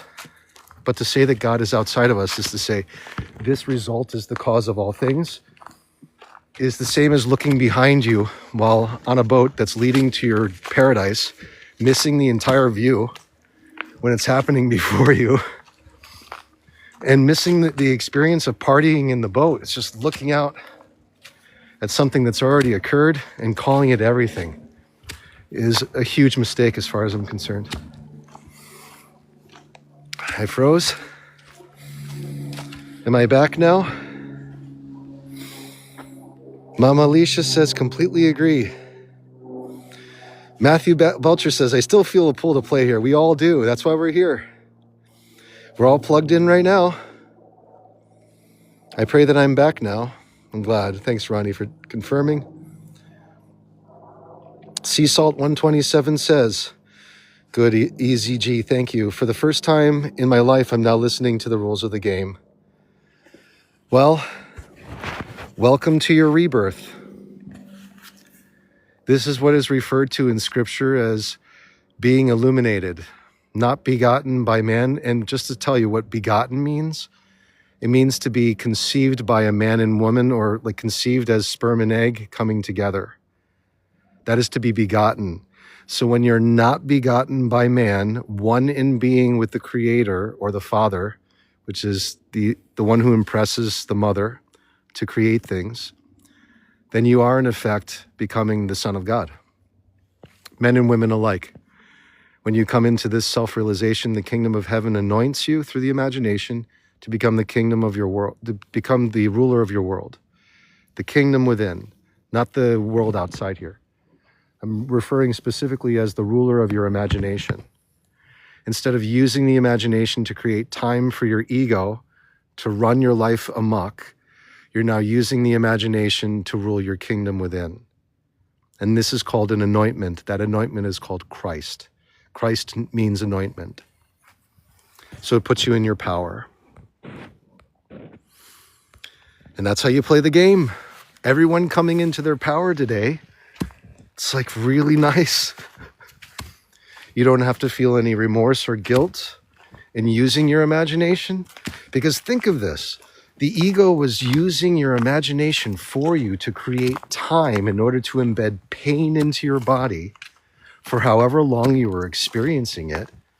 So you don't have to give any excuses in taking that back. In fact, the ego isn't even a part of the process when you go into the imagination to live wish fulfilled. You've left this purgatory, as it were, to go into your kingdom. You've stepped through the pearly gates into the imagination to become one with your kingdom, the kingdom of heaven. And what happens is you become like the prodigal son or daughter when everything starts to manifest before you, because it must adhere to your imagination. You come back into presence, and now suddenly everything feels great, because you know there's nothing that can be done to you by this external world, that this external world was done by you. Done by you. Through you. You as the seed. It as the harvest. So let's talk about this in a three-part way. Manifestation and the code itself. Tiffany, thank you for following. Matthew Belcher says, it's beautiful. I'm so happy that this resonates. Sea Salt says, it makes me cry. This is wonderful. That's a manifestation of your emotions. That's your power at work. So nice, magical. Jelly Beans, thank you for the love. Tiffany, thank you for following. John King says, you become a child of God by Jesus only because of his death and resurrection. So John, I understand what you're speaking about. And so this can have two meanings. This can be, you're trying to tell my ego how I can have salvation And my ego, if it were just me in entirety, if I didn't have a kingdom of heaven within, as Jesus himself said, and was claimed a heretic for doing so, by the way, the world was saying all of the same things that you just said. This is heresy. Someone saying the kingdom of heaven is within you and every human being, salvation is within. We have to crucify and kill this person for spreading such rumors, for saying such things that are absolutely untrue. Same thing happened to Jesus of Nazareth. And so in this particular case, we do become a child of God, but not by Jesus, because Jesus is the salvation. We don't become children of God through salvation itself. We become children of God by embracing the kingdom of heaven within as a child. The only way we can use the imagination in truth is to go in with pure hands and innocence of a child. It can do no harm to anyone, or else it will not serve. It will not allow us into the kingdom without innocence.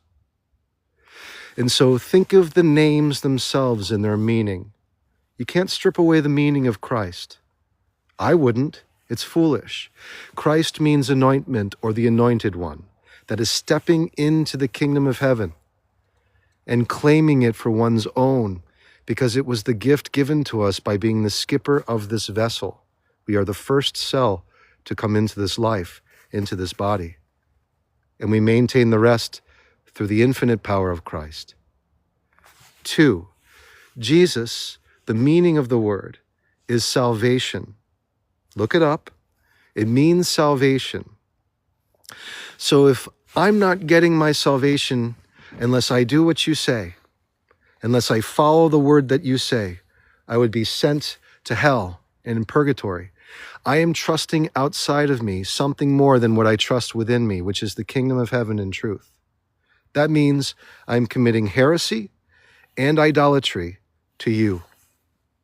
And that goes against the 10 Commandments, and I would never in my right mind ever do that. But so many people come into these rooms saying, if you don't see Jesus as the only Son of God and your Savior, as outside of you, and you have to give yourself to him entirely, or you will be inflamed for the rest of your life, you will be in hell. That is the same as the serpent saying to Adam and Eve, partake from this tree of knowledge, if you would like to be like God. It is the temptation. And I will not trespass upon you nor anyone else in idolatry, in idolizing someone outside of myself as God. I will never make that mistake again. Never. Because I know where it leads. It leads me down a primrose path to a world that promises wish fulfillment that only comes up short every single step of the way, never resolves the problems, and takes everything from you that I ever would want to have as my wish fulfillment. I know it, I lived it, I experienced it, and it's not the game that I choose to play. And that is why I am here to truly speak the word of the Lord in the way that it is meant to be understood by the masses. There's not a single thing outside of me that will ever save you or save me. Everything comes from within you because you come from everything within you. Your ego, your desire to express the words just as I am, is a gift of God, and that gift comes from within. Not from my parents teaching me the vernacular and the verbs. No. It comes from the aliveness that allows me to even have that experience, to even take in those expressions and make sense of them. And that is what I preach. And that is Christ. So yes, Jesus is salvation, but I'll tell you what it is. In the woods on a cold day, warmth is my salvation. Do you think I get that warmth from the cold outside of me? Or perhaps a fire that radiates into my hands? Do you see a fire providing me with my salvation because I wish it, because I wish for warmth? No. My salvation in this case, in the form of warmth, comes from the mitochondria migrating to the extremities of my hand because I imagine warmth. Because I went to Christ and I said, make warmth my salvation, Lord, the law that I become what I think about. Therefore I am warm, because I believe. I've been out here in sub-degree temperatures for 2 hours now. I should have frostbite. I should be dead. I should be without life. 100% in accordance to the scientists that would speak out about what I'm doing. But I'm not dead. I'm not even close. I'm alive and well and warm. I had my hand against trees earlier, putting it to the test to show you all. It has nothing to do with me, but rather my belief that I am warm. I live it through belief. And when you live something through belief, you are living through faith. Faith is believing something as real before it manifests before you. And it is faith alone that is the driving mechanism of your salvation. Your salvation comes after Christ, not before. It is Christ Jesus. Christ is the infinite intelligence. It is the I, the part of I am that is most important. The A of I am is the active, the masculine principle, the Father, the one who decides and provides all opinions and all judgment. The M is the matrix or the mother or the Mar, the infinite C that receives all of the orders from the Father and expresses them and is impressed by them. All three components form the Trinity. And we, as the sons of God, in full realized form, understand that our breath, the greatest thing that we consume in a given day, a tidal volume of 2,100 gallons per day, is more our truth than anything else. We are the breath. We are the Holy Spirit. That is what gives us our animated life and the recycling of cells. It is the fueling mechanism. So it is the Holy Spirit as breath. The I is the infinite. The A is the active, and the M is the matrix, which means womb in Latin, that receives the orders and is powered by an infinite source. I am is the creation of all things. And it is within. It is the all.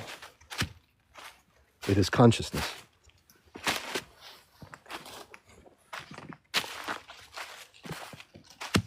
Once again, someone could come in and say, right, like M. Great, Mike. See if you can deny the Holy Spirit for a full minute. Can you hold your breath that long? Let's see. How long can you go without breath? Let's see. There it is. Let's put Mike to the test. Let's see how long he can exist without being able to breathe. And I'll tell you what, Mike, if you pass out, here's what's going to happen. Your consciousness is going to wake you up and give you aliveness in some other form. Congratulations. You have not died. You've simply been transferred to another form of aliveness. You cannot die. But you can put it to the test. People do it all the time. They're fools, but they do it. I've done it. I've been a fool.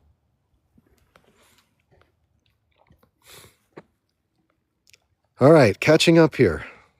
Stephanie, so many are confused. It's okay. It's all right. The game is tough. The game of life is a tough game to play. If you don't have the manual, it's like if no one teaches you how everything moves. It's like hammering on keyboards, hammering on the keys of the piano, trying to figure out a melody. It just doesn't work. You have to have theory. You have to have the manual. Or else you figure it out through the school of hard knocks. Eventually you'll become a virtuoso, but it's going to be with a lot of pain. That's going to be what builds you into the musician that you become. In many cases, that is the case. And thank you for following. I didn't catch what the question is for the... Oh, is that the goal to be confused, Ronnie asks. Oh, it's an interesting question. Is the goal to be confused? Let me ask you, when you first started playing the video game that you love the most, if you ever fell in love with a video game, how confused were you the first time you played? And were the people around you being supportive of that? No, they were making fun of you. They're saying, come on, give me the controller. I want to play. I know how to do this. This is life. It's competitive. It's ridiculously hard. But once you figure it out, you want to be the one who's taking the controller from others because you want to say to them, oh, it's so easy. It's so easy once you figure it out. But until you do, it's totally confusing and you want to give up.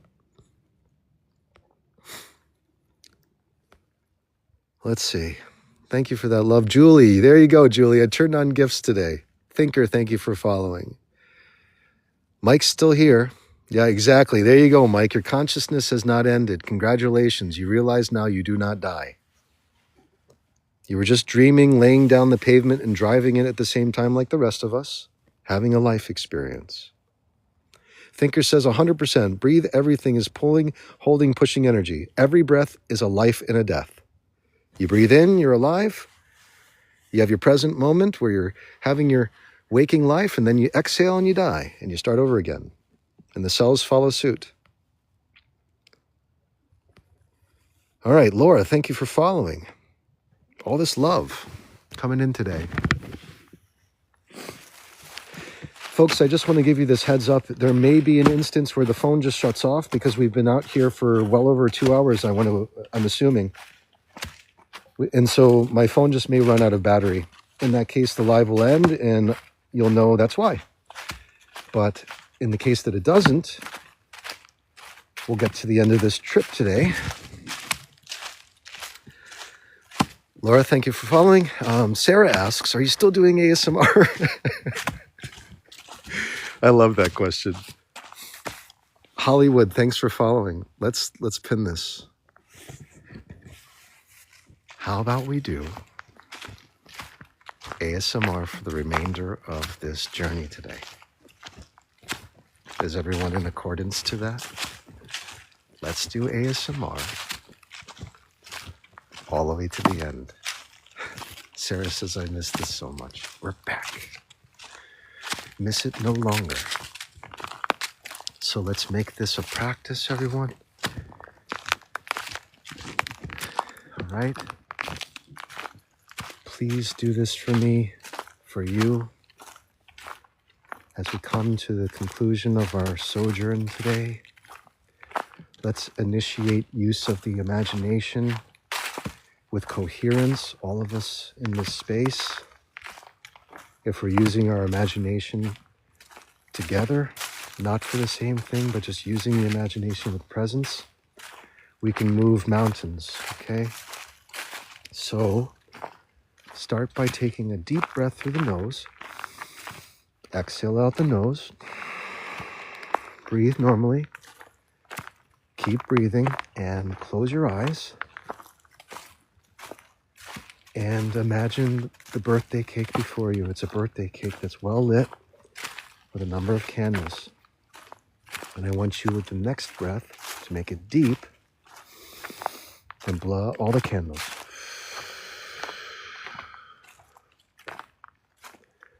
That's a nervous system reset. Now we can go to the imagination. So imagine around this birthday cake, whatever it is that you desire, and you're not floating above your body, you're in your body, and you are there, just as you were there blowing out the candles, no difference. And in this event, you are adding whatever details to your ideal life that you wish to manifest. You can make it your favorite place to be, your dream home, your dream love relationship, a scenario of vacation perhaps, a conversation of loving adornment, adoring words, kind experiences, whatever wish fulfillment you desire. Make it your own right now, and just take this time as I walk for a few minutes to the end of our journey to enjoy this space. Go there now. And anytime you feel like you've snapped out of it or overwhelmed by mental noise, just come back to the birthday cake as your centered point. Blow out the candles and continue on with your construct. Go ahead.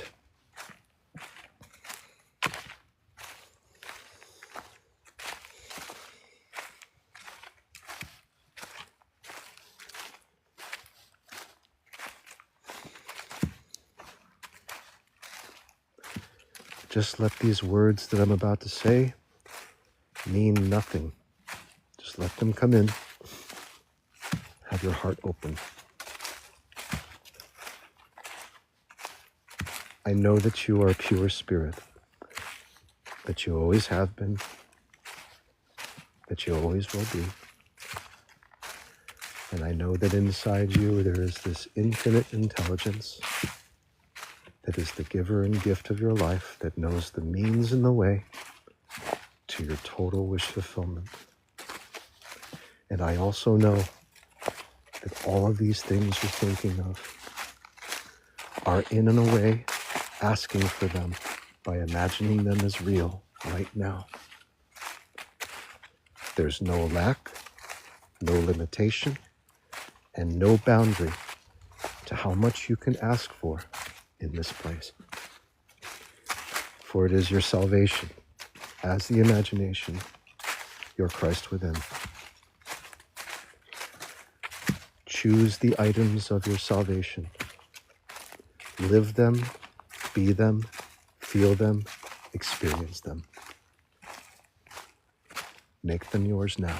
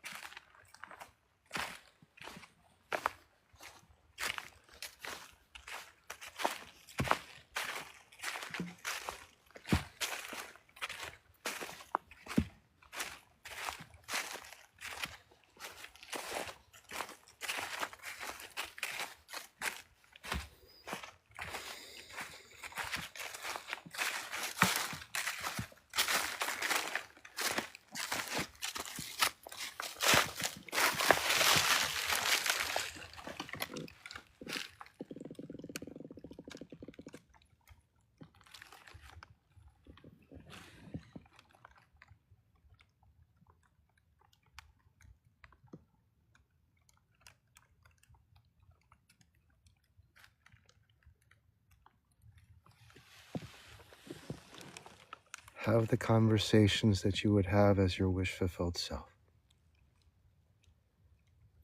Say the things that you would say as your wish-fulfilled self. Have and do all things and activities that you would have and do as your wish-fulfilled self, without any separation between you and the now, as wish fulfilled.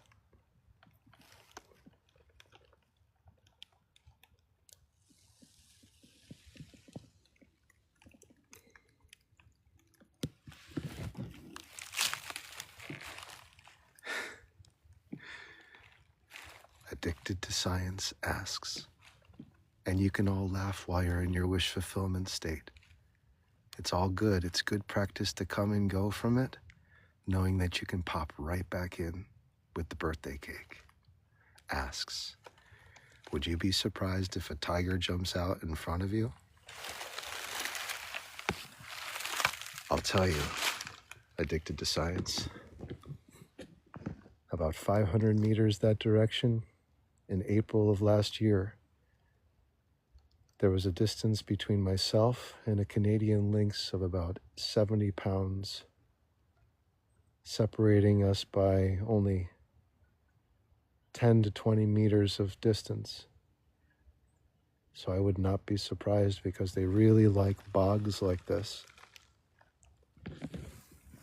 It's the truth. It was a Canadian lynx. And it didn't pounce. It just looked at me. I was doing bird song.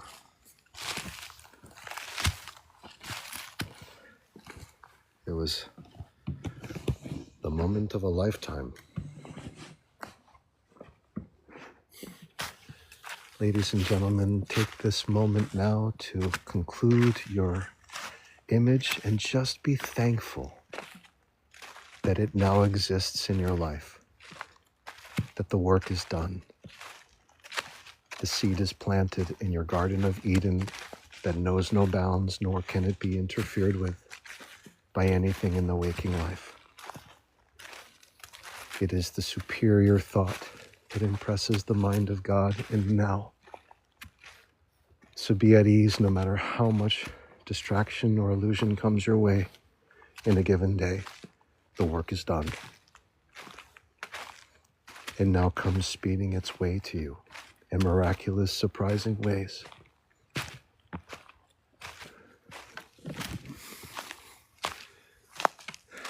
Margie asks, how does depression play in all of this? I'm clinically depressed. Delia, gracias, love you too.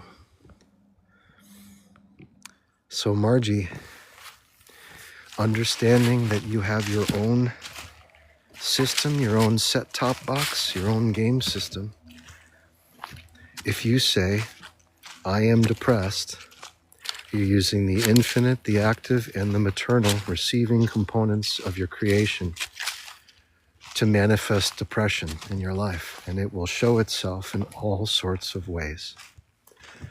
And it may serve a purpose. For most people, it's for attention, even though it causes pain. We want attention for the sensation of feeling like we're not alone. So what to do with this is when the sensation comes in that tells you that you're depressed, simply observe instead of performing whatever ritual needs to be done that you typically would to remove the present moment and feel like you're escaping the depression. The presence is what you need actually to heal it in truth, which is simply a fear of being alone and a fear of death. So what I propose is that go to my YouTube tonight and review this discourse in its entirety from today, which I will plan on uploading right away as a priority. See it all the way through, and if you find that there are still questions and concerns about how you feel and the situations as manifest, spark a conversation in the comments because all the answers are there. However, I am coming to the conclusion of our journey today. Hello, Toby. Okay, so that's it, everyone.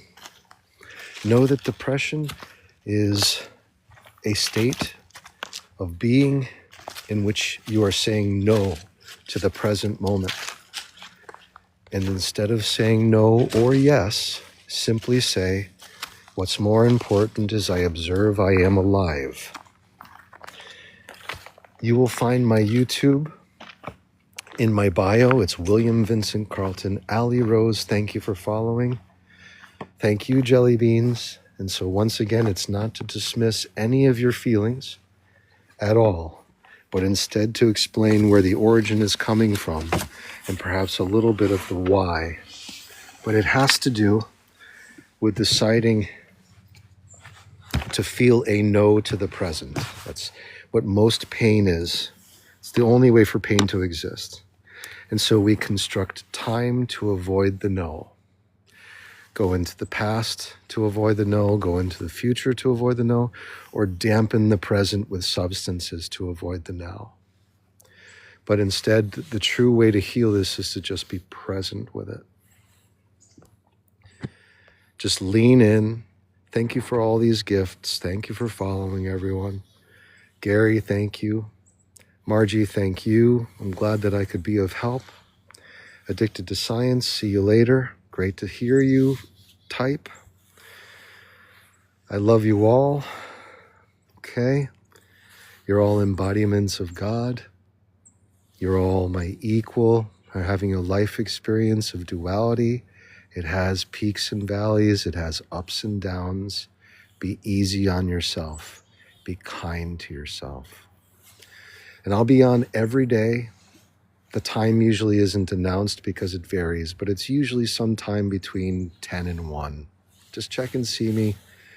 And if you want to support me in any way, you could follow my YouTube. The link is in my bio. You could follow this channel, as many of you have today. You could also even purchase a product that I am promoting for sale through commission. I'll get a cut. Hello, Chickadee. Chickadee's buzzing at me, saying, give me food. Those are all ways that you can provide support. I just want you to know I love you all, and it's not required and it's not necessary for you to give anything while you're here. just receive on behalf of the love I have for you. Yes, Chickadee, I know. Chickadees are very upset right now. They want food. Thank you, Stephanie. Kate, great to see you. Aunt May's Flippin' Stitch says, sorry I missed most of it. I wasn't trying to be negative. I genuinely want your opinion. I didn't catch your question. I don't know what the question was. All right, guys. The birds really want to be fed right now, so let me give them a little food. They're so like protesting right now. 1 second. I go live every day, usually for 2 to 3 hours or 2 hours. And I walk in the woods late morning to early afternoon Eastern time. All right, guys. All right. Here you go. There you go. Go get your food. Be happy. Come on. There you go. All right. Yes, I know.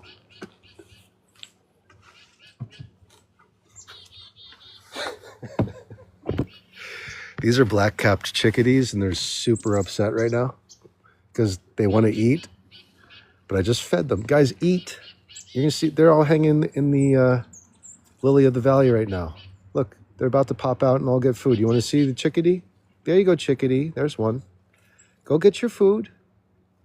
No need to protest, you guys. Go eat. There you go. Have your food. All is good. All is well. No need to be upset. That's the chickadees. Correct. So everyone, I'm going to post this live stream onto my YouTube, which is in my bio, so you can catch the entire discourse.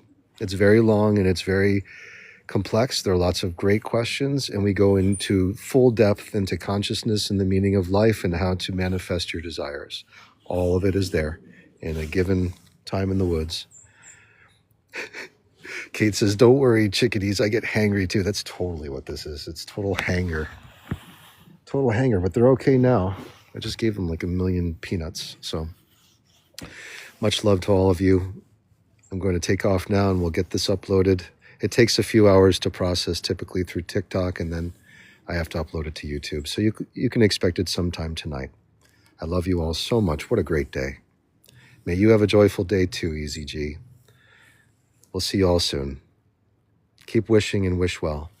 You are the one in control. You manifest your life and desires. God bless you, Matthew. God bless you, Tammy. Thank you for following, everyone.